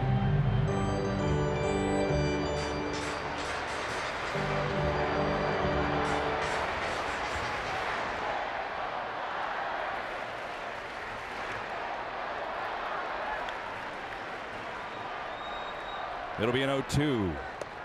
Inside, 1-2 to Matt Kemp.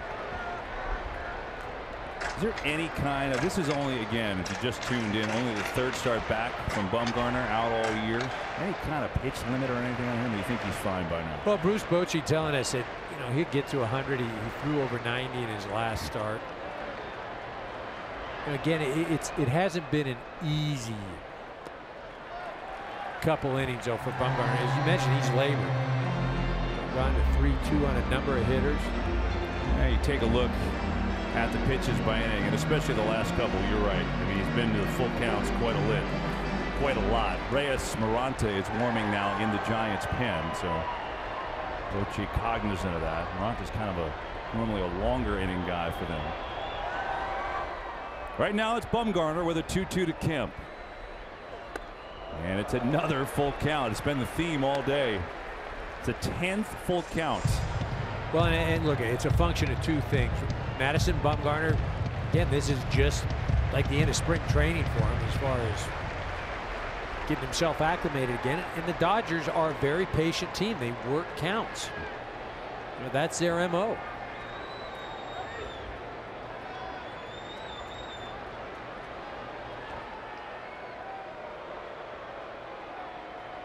Got first base open. Going to try and sneak some off-speed thing here. 3-2. Fastball.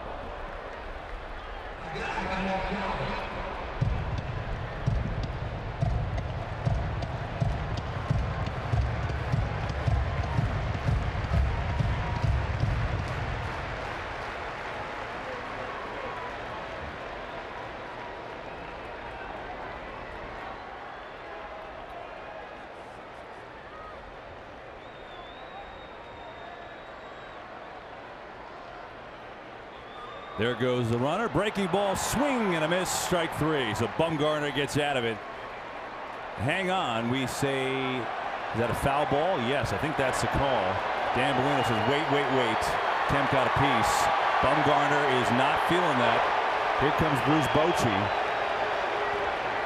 Honestly, couldn't tell from our vantage point up in the press box. We'll see.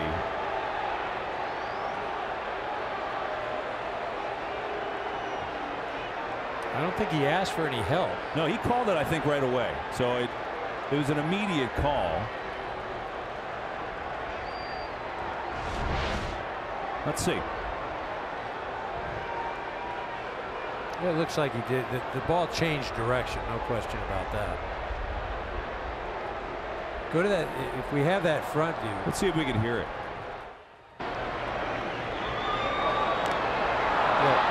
Yeah, you heard the two sounds, right? I thought from that view, the center field view, the ball changed direction. Yeah, Dan Bellino did call it right away, the home plate umpire. And to his credit, there was no waiting, but Bumgarner thought he had him, was walking off. I think he got it. It's tough. I think the sound kind of confirms it.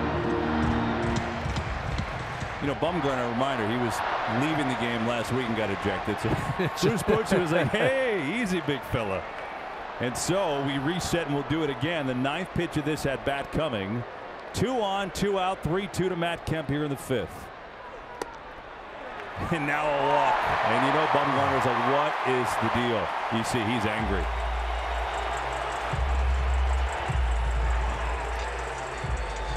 Posey thought it was a strike.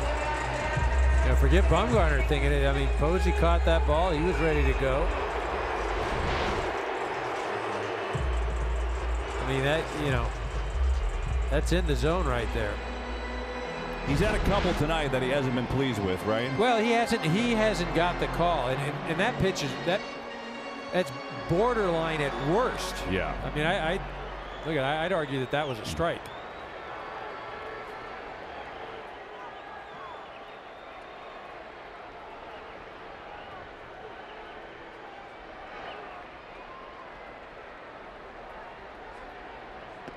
Now Bumgarner now will face Yasiel Puig. Justin Turner doubled. He's the runner on second. Matt Kemp just walked.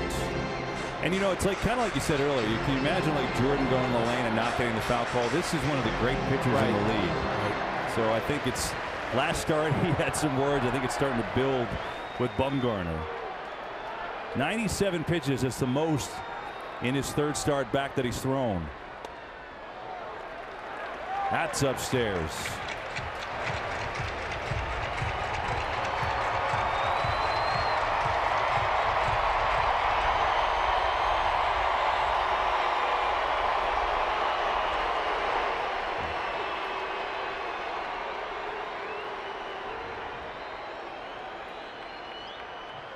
Puig, Crawford, inning over. So it took a little longer, but Bumgarner gets out of the inning. Dodgers, though, retake the lead on the Kike Hernandez home run.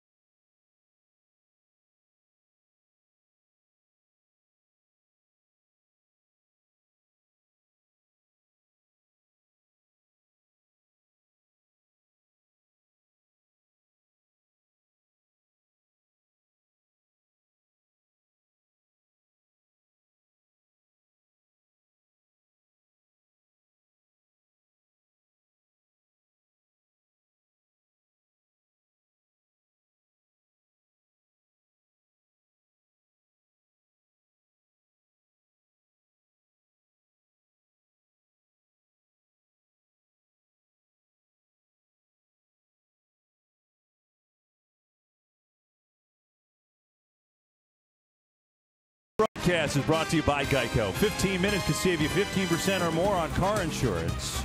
And by the LG G7 ThinQ. That's what it's going to take. Take a look at tonight's pitcher profile. It's sponsored by LG G7. Bumgarner worked a lot of full counts in that one, but still 3 runs allowed, 2 home runs. Hernandez and Kemp. Wood's been great. He had a little bit of a rough time in the 5th inning, but only allowed the run. And Alex Wood is out there for this 6th inning. That's a great sign for the Dodgers, considering the last 3 starts he had an ERA approaching 10. And Dave Roberts did tell us he sensed a good outing from him. Well, in his last bullpen session, he threw the ball well, and he didn't feel the physical issues that have troubled him this year, especially in the lower half.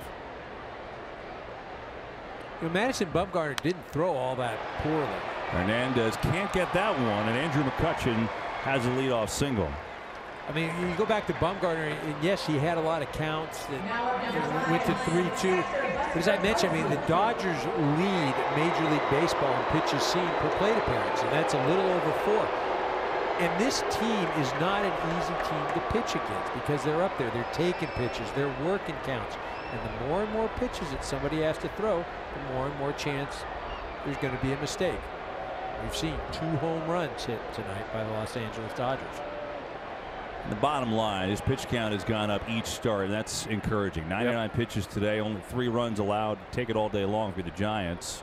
But now San Francisco needs some runs against Wood, and there's a strike to Buster Posey. I mean, obviously the loss of Longoria is going to hurt just because he's a presence there, right? And you know, but Hansen and Sandoval over at third. You've got Belt back. You know, Bumgarner's going to work himself back to where he will eventually be again one of the dominating guys in baseball. The bullpen set up nicely. You know, if you can get Johnny Cueto back, you know, there's no reason not to think that this team won't compete the entire year. Again, I don't know that anybody's going to run away with anything in this division. Cueto back, Samardzija closer to coming back. Posey, the right, Puig racing back, Yasiel Puig, what a grab! And he fires it in, but McCutchen gets back to first, and he's hurt. He is hurt. My goodness, the Dodgers have played some defense here tonight. The concern for Puig is still down on one knee. Puig's fine. He's fine. You got to check the wall is what you ought to check. He goes into this thing pretty good right there.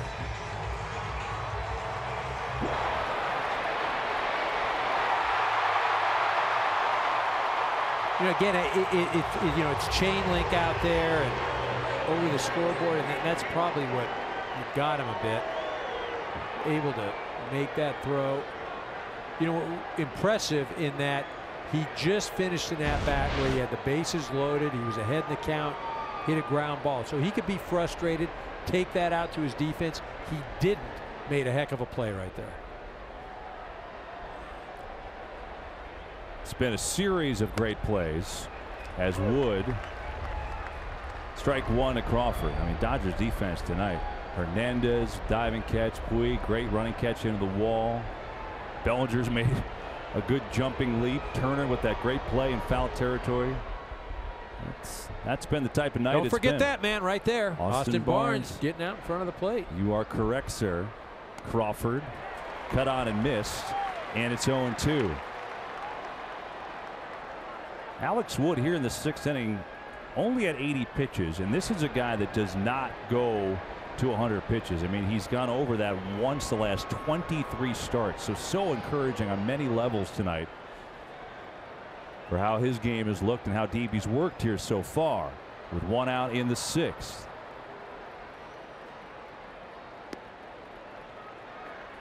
And 1-2 to Brandon Crawford. You know, we talk about it. You know, the Dodgers have played good defense. They've had good at-bats, but you know, look at it. The Giants are one swing away from tying this ball game. And their best hitter at the plate. Yeah. 1-2 is the count. 2-2.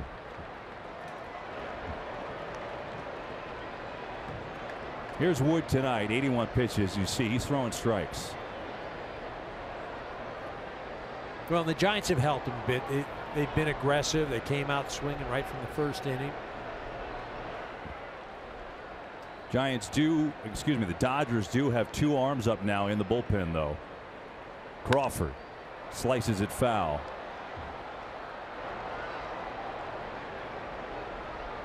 Edward Paredes is up. Yimi Garcia is on the right side of your screen.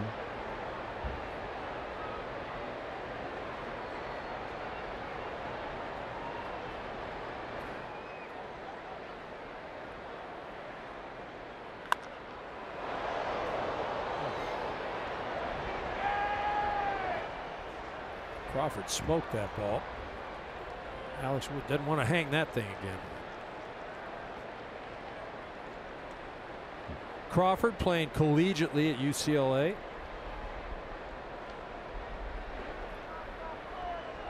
Surprised you'd mention that. Well, much noted. Well, I didn't say Dave Roberts played at UCLA. As of course did you. Crawford right side. Forsythe. Unbelievable. Another defensive gem for the Dodgers. McCutchen goes to second, but 2 outs now in the inning. It's another excellent defensive play. And Alex Wood's night is done. Dave Roberts has made the signal. They'll take it all day long. Wood's coming off 3 difficult starts. Gave him a gem tonight. Now it's up to the bullpen.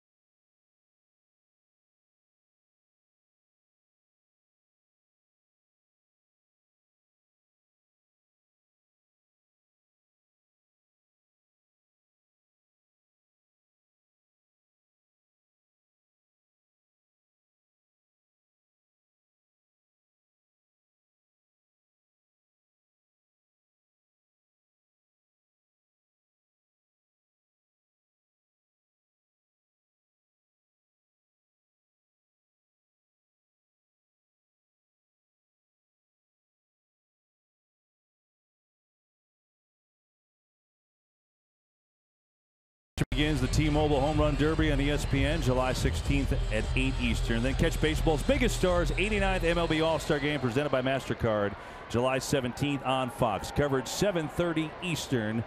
Look forward to that. Alex Wood, very good tonight, but he's got a runner on the pond. 5 2/3, 4 hits, 1 run, and now it's up to Yimi Garcia, who comes in to relieve him with 2 down, and Mac Williamson swinging at the first pitch and fouling it off for strike 1.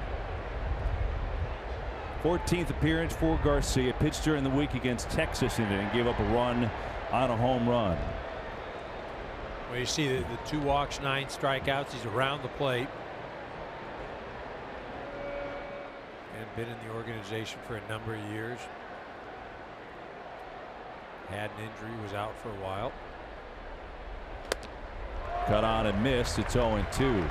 So Wood threw 85 pitches, 58 for strikes. He would love to get a win. He's just got one win this year. Remember, he was 10-0 at the All-Star break last year when he made his first All-Star team. Garcia trying to get out of the jam. It's 0-2. And he popped him up. Inning over. Alex Wood talking to Rick Honeycutt.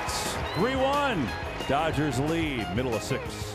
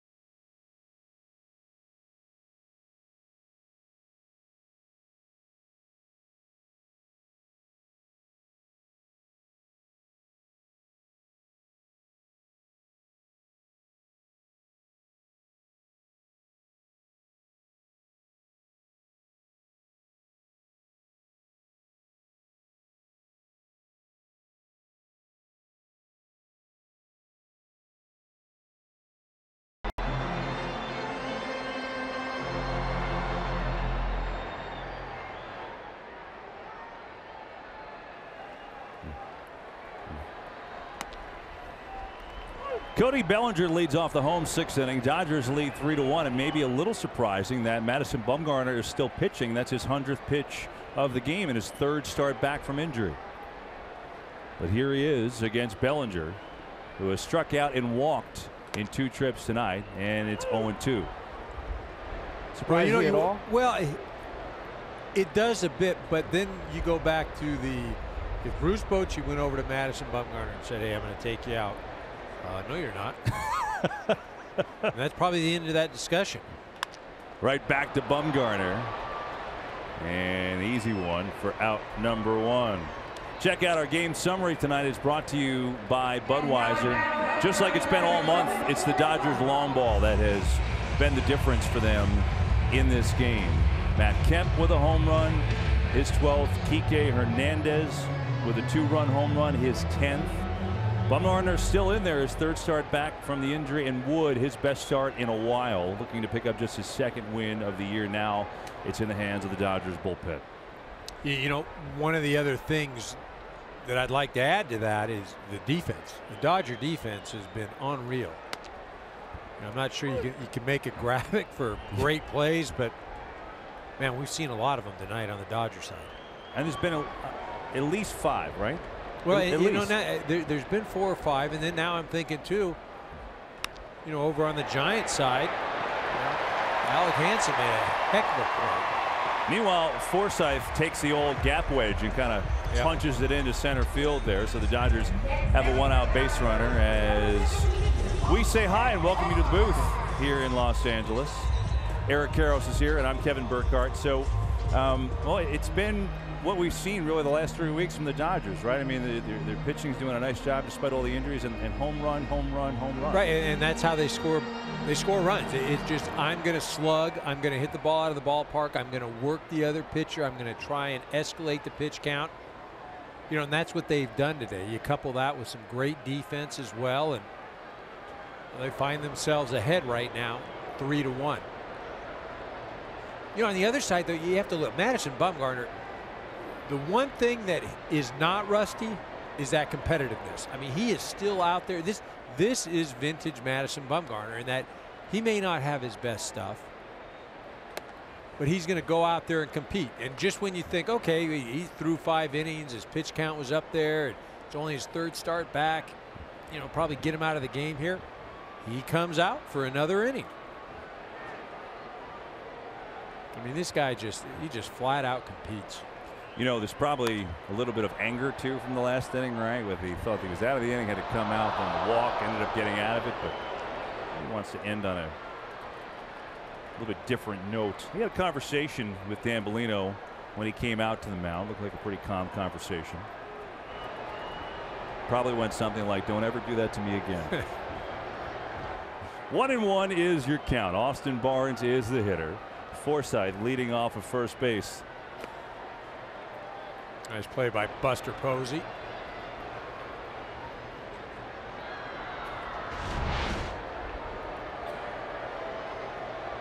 And you see how he turns the glove. He drops down to the knees. And keep that ball in front of him. Keep the runner at first.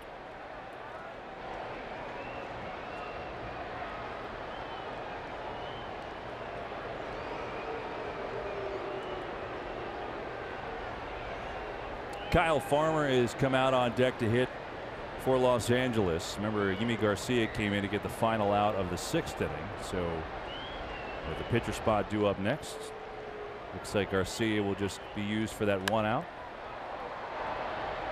One slicing foul ball.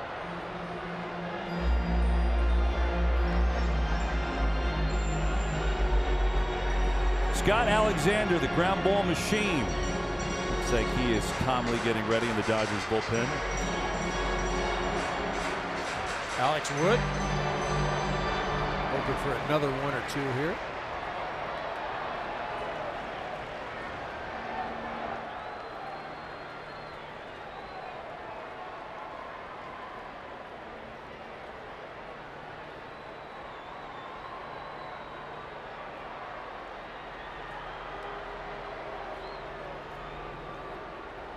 Two and 2 to Barnes.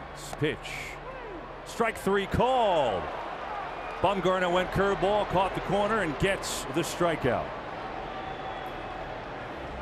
Goes with a backdoor curveball, 75 miles an hour.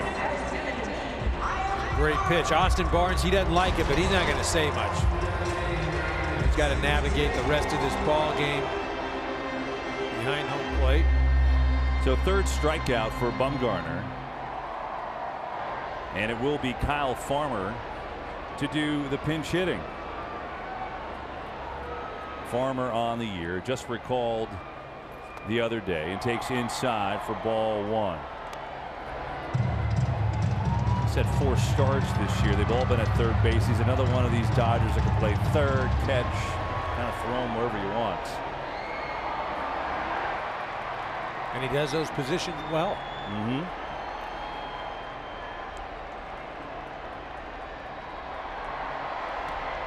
Quick fire down to first, but Forsythe paying attention. And it's 1-1.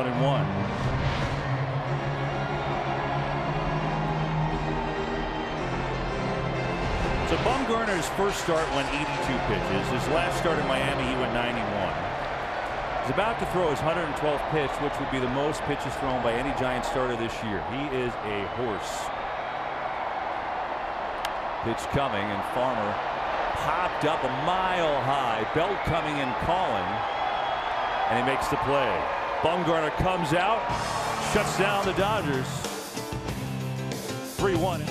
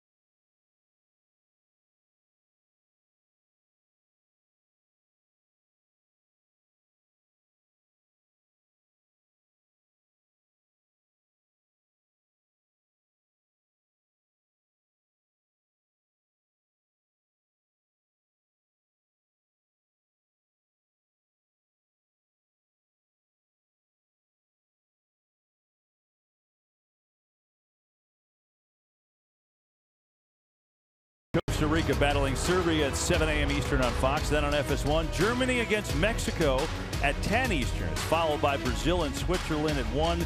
FIFA World Cup tomorrow on Fox and FS1. Stream it all live on the Fox Sports app. We head to the 7th. Dodgers lead it 3-1. Our new pitcher, it's Scott Alexander, third pitch of the night for Dave Roberts. A lot of movement on his pitches. Came over from Kansas City. Even had a start earlier this year. He did. It's the Colorado Rockies. Facing Joe Panik.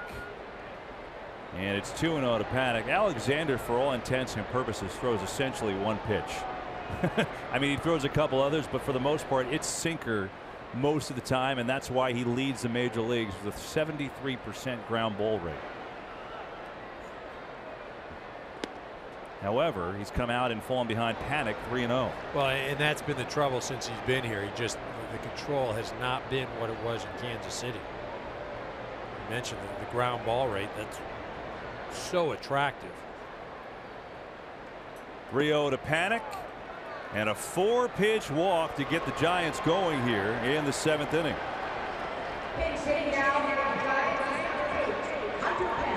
Not what you'd envision for Alexander, and now with the 8th spot, that's where Bumgarner was hitting, the pitcher.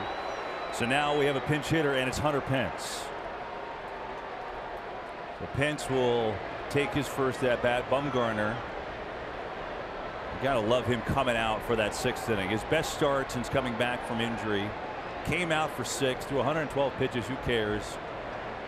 And didn't have maybe his best control, but still very, very good. Here's Pence. And taking ball 1. Melanson warming for the Giants. And Pence, an interesting case. He basically turned into a part-time player, EK. He's off the bench for the most part. He's no longer that rock in right field that we had gotten used to. Well, and remember, you know, the last few years he just hasn't been as productive.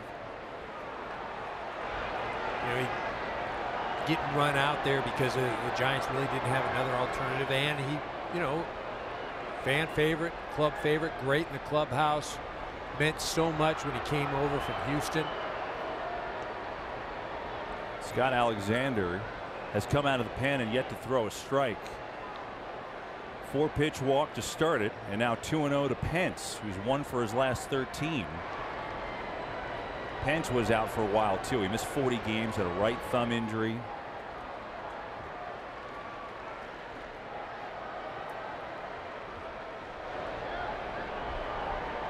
Just trying to buy some time right now. Josh Fields, Dodger bullpen.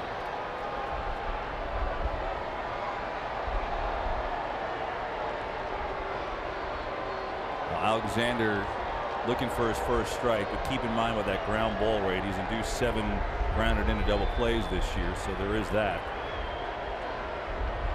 As the Giants try to creep back into this game.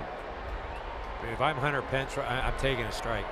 I am waiting for a strike before I even start taking the bat off my shoulder.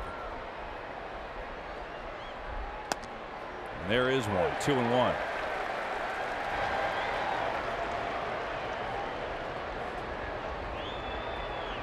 Taking another, or is one enough? No, one's enough, but I'm looking for something up, right? I've got to get something up in the zone, something in the mistake. I do not want to hit into a double play. And it's 3-1.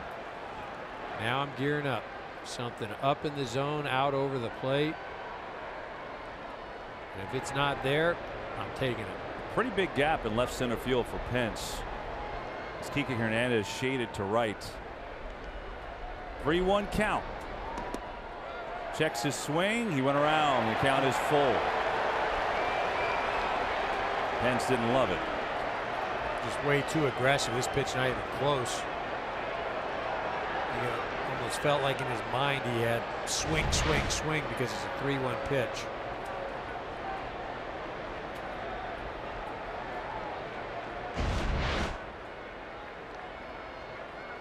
Payoff pitch coming. Pence swing and a miss, strike 3. So he chased on 3-1, and he goes down, a strikeout victim to Alexander. You know, I think he only saw one strike that entire at bat. You see that pitch, that's out of the zone. But again, that's what makes Scott Alexander's so tough to hit. I mean, the movement, you know, is especially the last minute movement, the late movement. You know, as a hitter, you think, oh, that's going to be a strike. I better offer out of it, and then boom, out of the zone. So here's Alan Hansen starting at third base tonight for the injured Evan Longoria. He's had a nice night. Sac fly, got the Giants on the board, and a real good at bat against Wood in the 5th. And then he made a heck of a defensive play at third base too. Yeah, he really did. That ball felt like it was by him. Grabbed it, fired it over to Brandon Belt.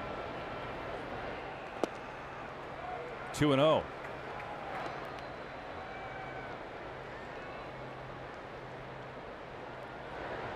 Well, he's ahead in the count. Allen's got to be looking for something up. Look for something up.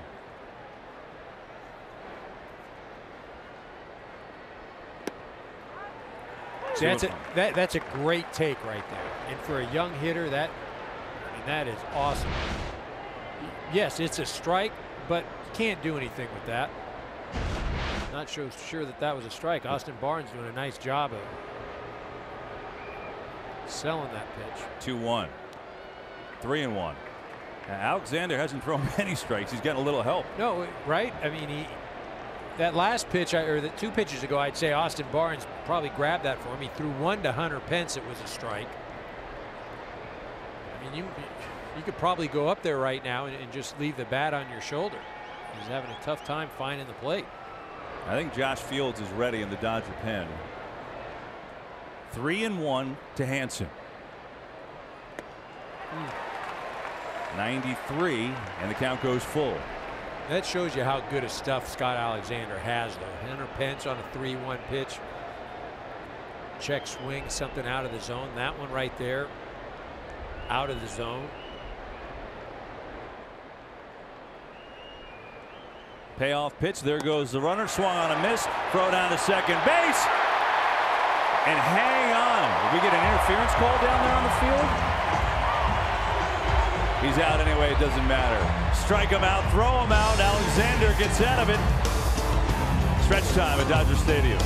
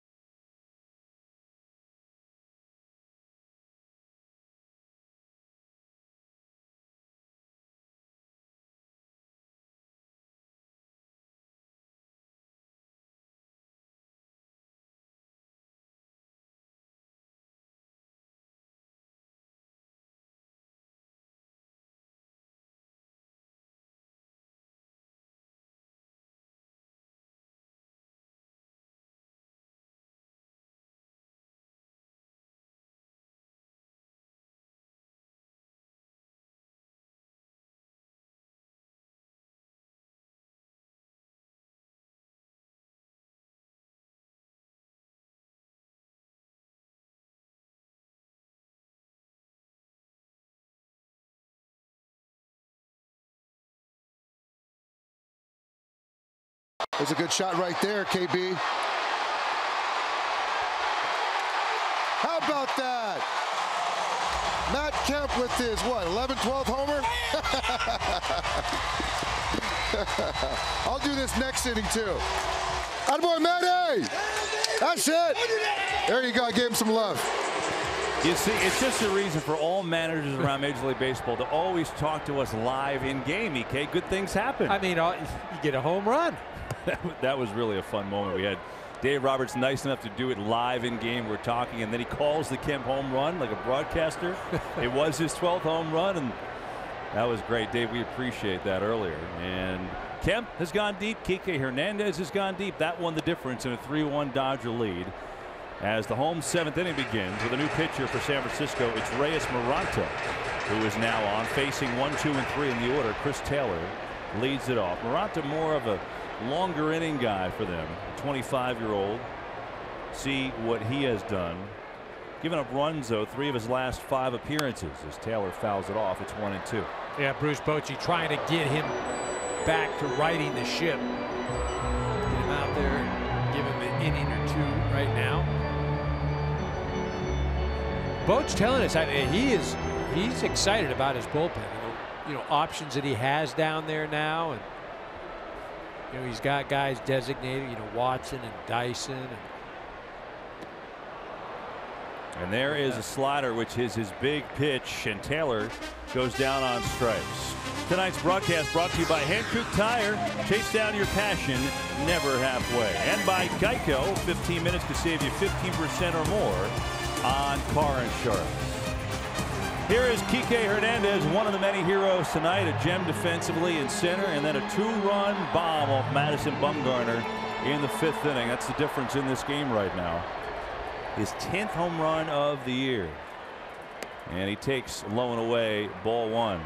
And speaking of that, he happened to hit it batting number 2 tonight in the order. Why does that matter? Because in that number 2 slot, Dodgers have a home run in 7 straight games. It's the longest streak in Major League history. Multiple guys have done it too, which makes it even wilder. I'm showing up at Dave Roberts' office tomorrow morning asking, pleading, can I hit number 2 today? And if you do, can we put him on headset during the game? That's the other key. 2-0 to Hernandez here. Foul straight back. Moronta can bring it. You see 98 there. But his slider is good. He gets a lot of swings and misses like he did with Taylor. You were talking about this bullpen, though, and it's interesting. Now that Melanson's back, and remember they signed him to be a closer, he's like their 6th inning guy now.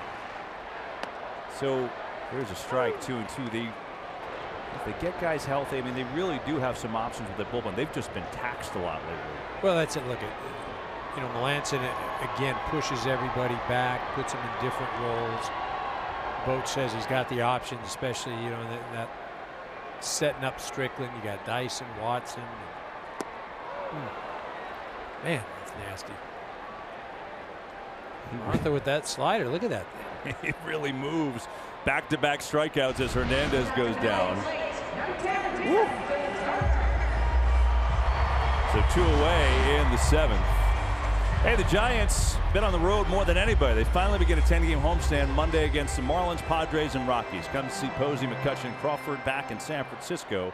Get your tickets now at sfgiants.com. They're going to be happy to be home. Here's Turner with 2 outs and nobody on. He's been on base twice with a double and a walk.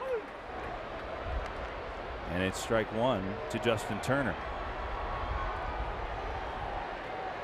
Talking about all these other guys, but we're not talking about Reyes Moronta, who looks like he's got killer stuff so far tonight. 1-1 to Turner. Well, this has the looks of at least up to this point, Giants struggling to score runs in this ballpark. Again. The Dodgers hitting home runs to provide their offense. Again, it's going to be interesting in this National League West. There's so many directions that this can lead.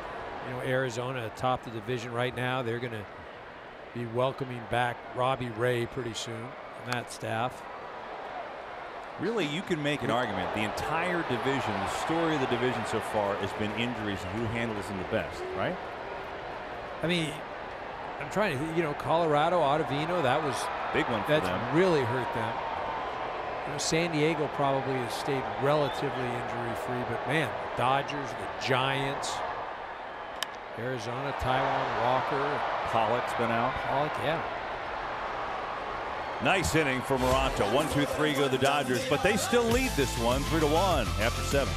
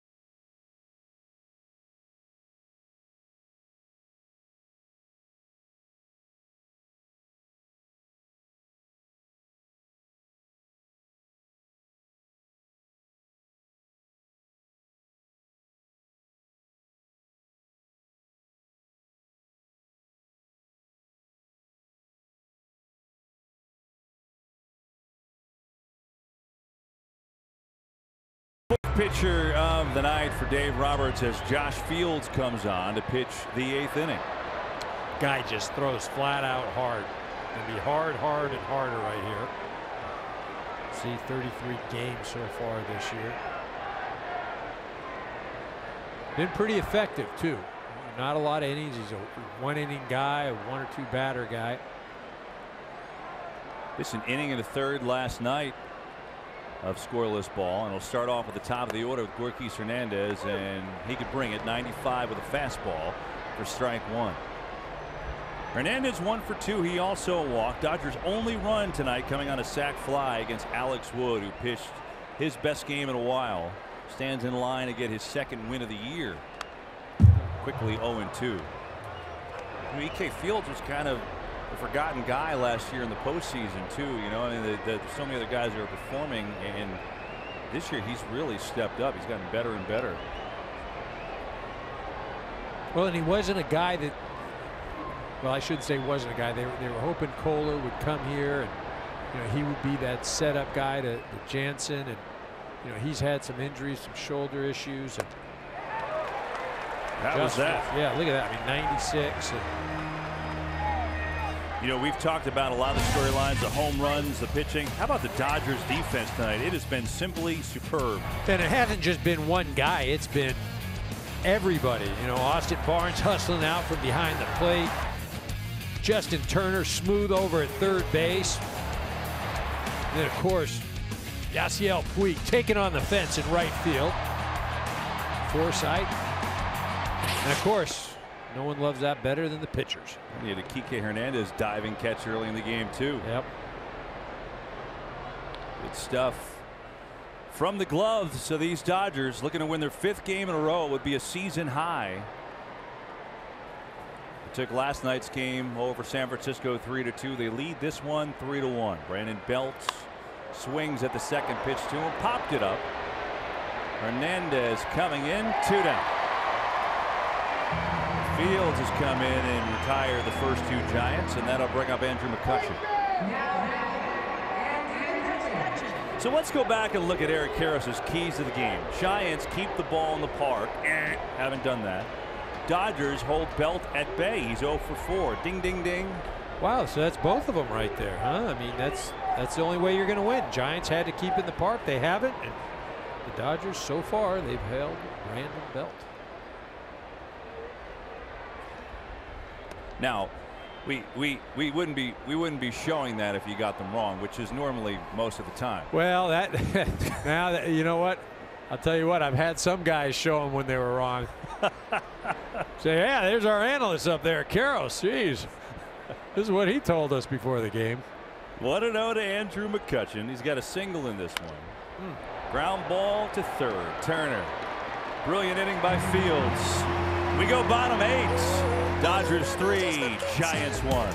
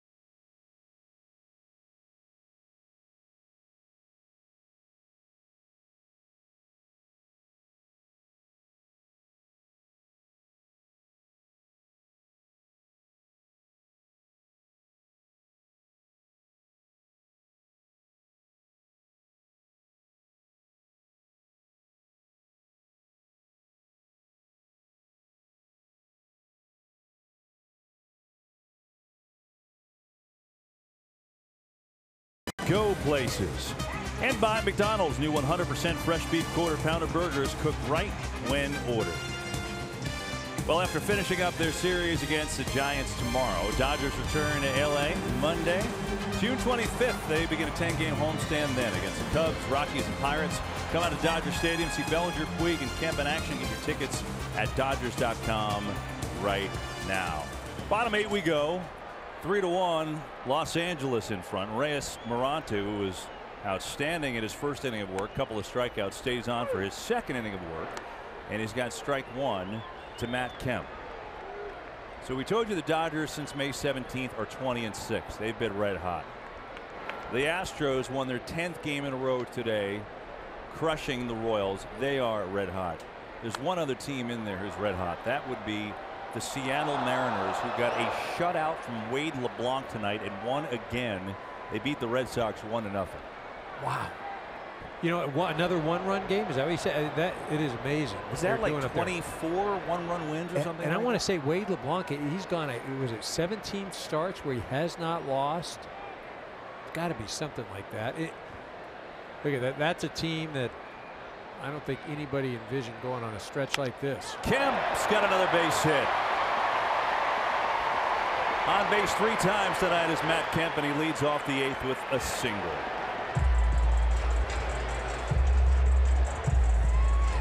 You know, that's a thing in the American League. You'd almost say that the playoff teams are set. You know, you've got the Yankees and Red Sox. You've got Houston, Cleveland, Seattle. You know, the National League, though, it is so wide open. Houston, I forgot Houston over there. How can I forget them? But the National League, wow, that's what's going to be interesting the rest of this summer. And the whole league really is wide open. Well, it is. I mean, there's a handful of teams that aren't in it. Here's Puig, takes down low, ball 1. You know, the American League right now, again, we're really fast forwarding the conversation, but why not? Can you imagine that wild card game? I mean, you could have a I don't know, you could have a wild card game of Verlander against Sale or something like that. I mean, you know, it's just coming down. That's why winning the division is so important. Could be 2, should be 2, is 2. Double play, and there's 2 down. Kenley Jansen warming up.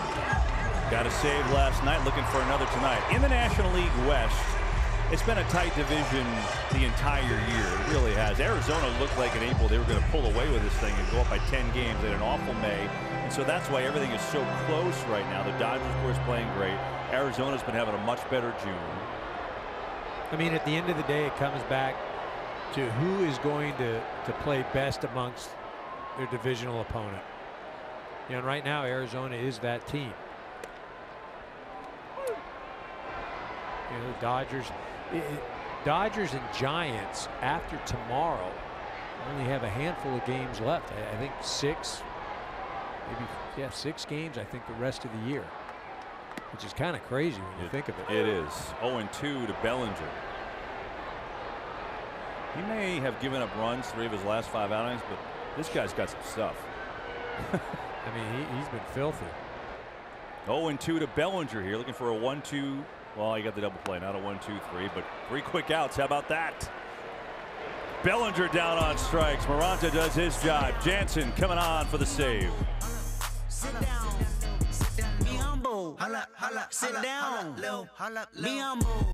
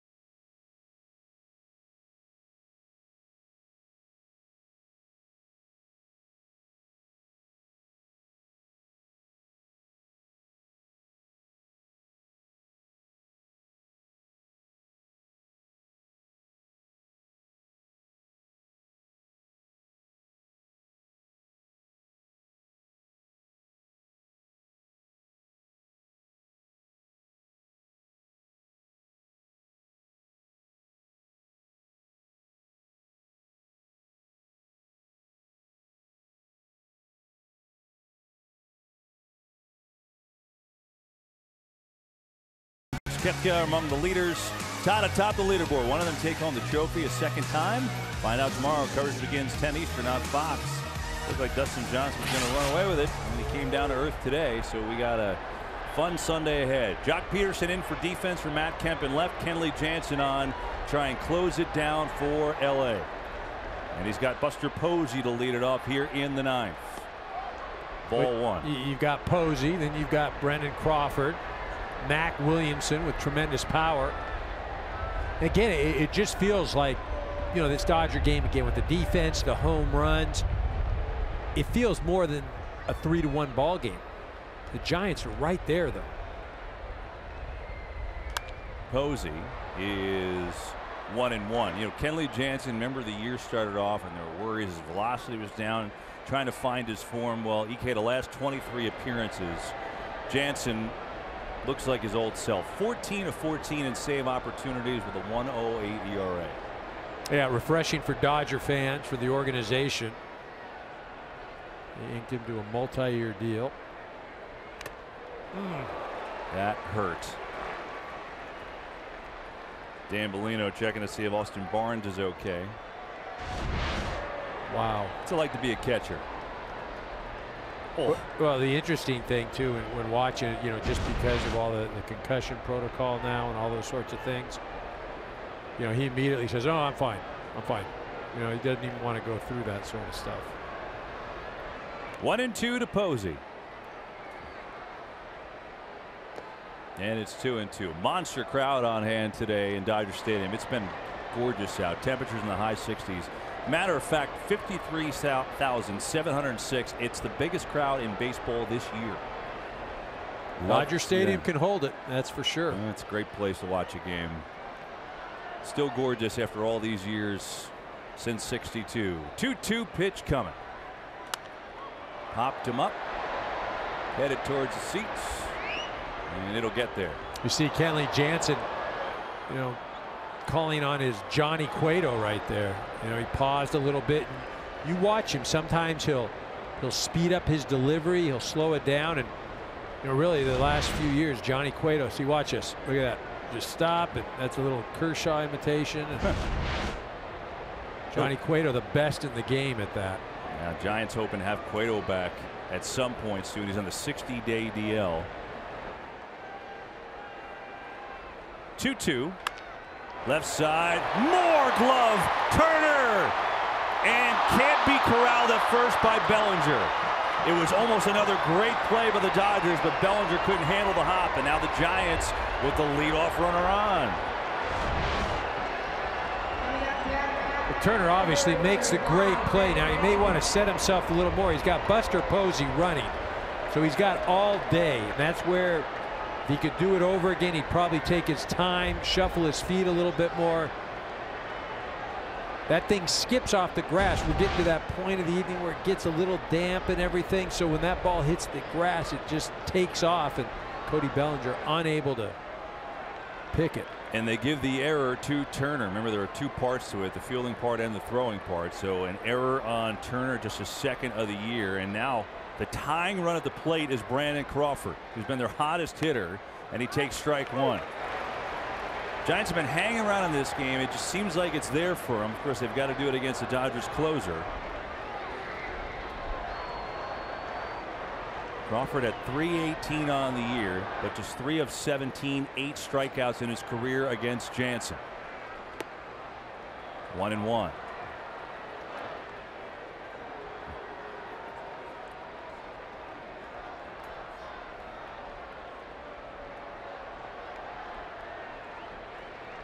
Pretty good right there, huh? Since May 1st, 4.01 average. Better than everyone in the National League. Quick check on Posey, but he's not going anywhere. With the Giants down by 2.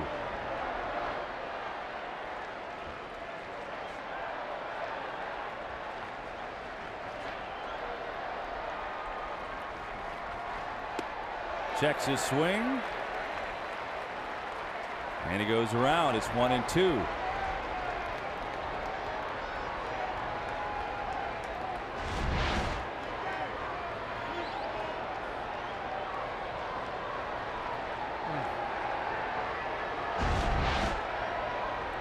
Kike Hernandez going to retrieve a beach ball, and he sends it on in to the bleachers and right, and now we can play again. 1-2 is the count to Crawford. Dodgers have the shift on for him. You see Taylor, the shortstop, almost behind the bag at second. Turner way over at third. 1-2. Foul tip. It's caught. And a strikeout for Kenley Jansen. One away. Here's that pitch up in the zone. A little cutter. And Crawford swinging right through it. Well, interesting here. You got Mac Williamson up at the plate. We know about the tremendous power he has. Giants down by 2 runs, excuse me, 1 out. Joe Panik on deck. Joe Panik, if you remember, a game-winning home run against Kenley Jansen. Second game of the season here at Dodger Stadium earlier this year. Mac Williamson is the hitter, and he takes upstairs, ball 1. Williamson has never faced Kenley Jansen before. He's been on base twice tonight, a walk, and then singled and scored the lone Giants run back in the 5th inning. Well, his job to get Joe Panik up to the plate. See, that was taken all the way. 2-0. He's got major power. Missed a month with a concussion. 4 home runs for him. And is the tying run at the plate right now.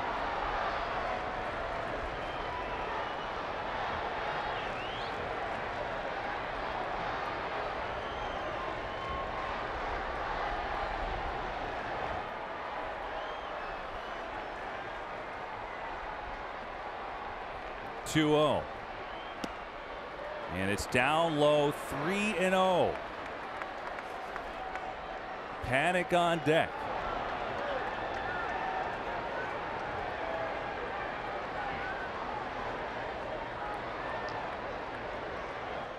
Any way in the world he's not taking?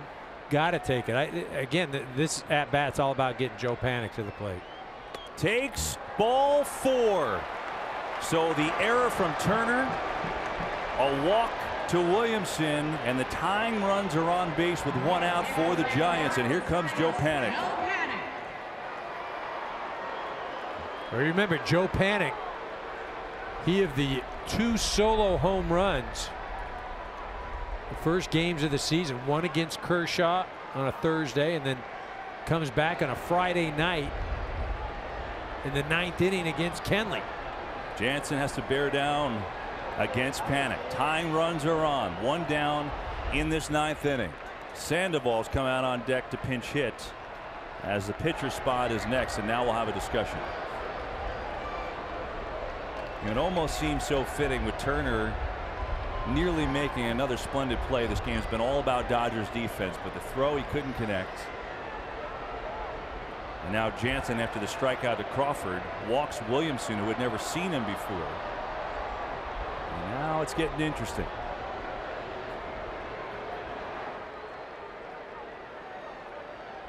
Keep in mind, Panik also one of the toughest hitters to strike out in the league.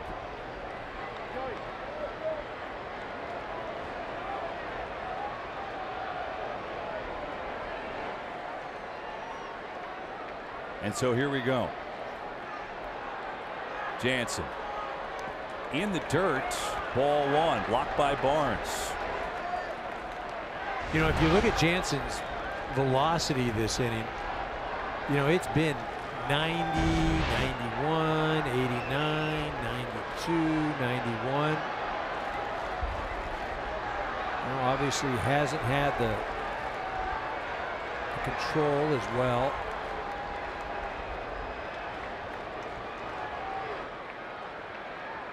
(1-0), 2-0.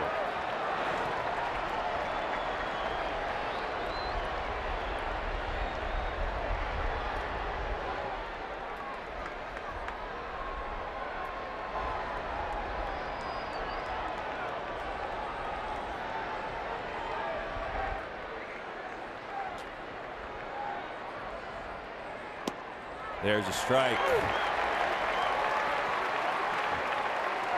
This is what Eric was talking about earlier in the year. Panik against Jansen on March 30th. That would be enough. 2-1 the count here. 2-2. 92 from Jansen. Nice pitch right there by Kenley, running away.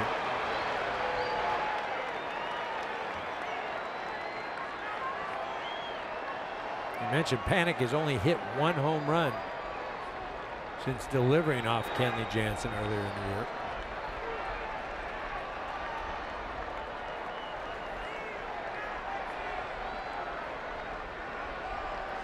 It'll be a 2-2. And the count goes full. Sandoval has come out on deck to pinch hit with the pitcher spot due up next.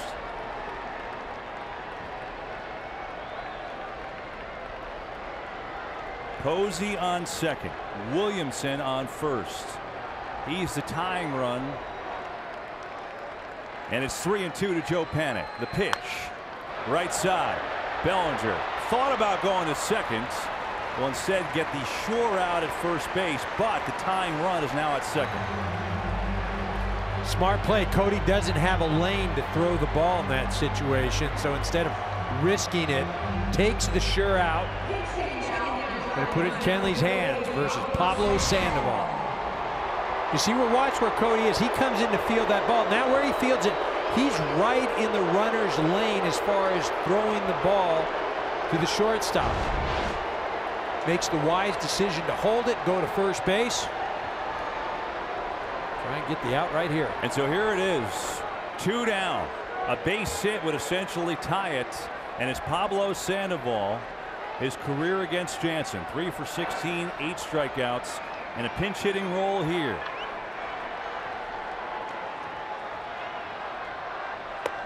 Strike 1. Sandoval won a game for the Giants in the 16th inning in Miami the other night. He homered last night. Jansen's converted his last 14 saves. 1-1.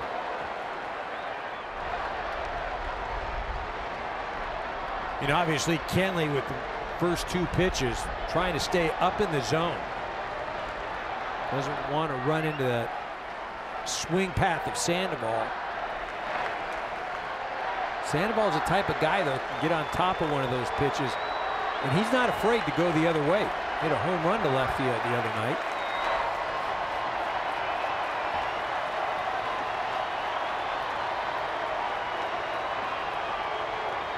Jansen stares in, delivers, and he jammed him. Turner ranging over foul territory, makes the catch, and this one is over. The save for Kenley Jansen, the win for Alex Wood, and the win for the Dodgers 3-1, taking the first 2 games of this series from the Giants. Dynamic play of the game presented by Hankook Tire. Here it is, Kike Hernandez with a 2-run home run off Bumgarner. That's the difference. Well, and this is how the Dodgers have been winning games since May 17th. They are now 21-6. They're doing it with the long ball. They're doing it by slugging, getting some good pitching. Kenley Jansen closes it out, some good defense. The Dodgers continue to roll. Fun one here from Dodger Stadium for Eric Karros and our entire MLB on Fox crew. I'm Kevin Burkhardt saying so long. Dodgers beat the Giants 3-1. After the break, we'll get it back to our MLB on Fox studios with Chris Myers and Dontrell Willis. See you then.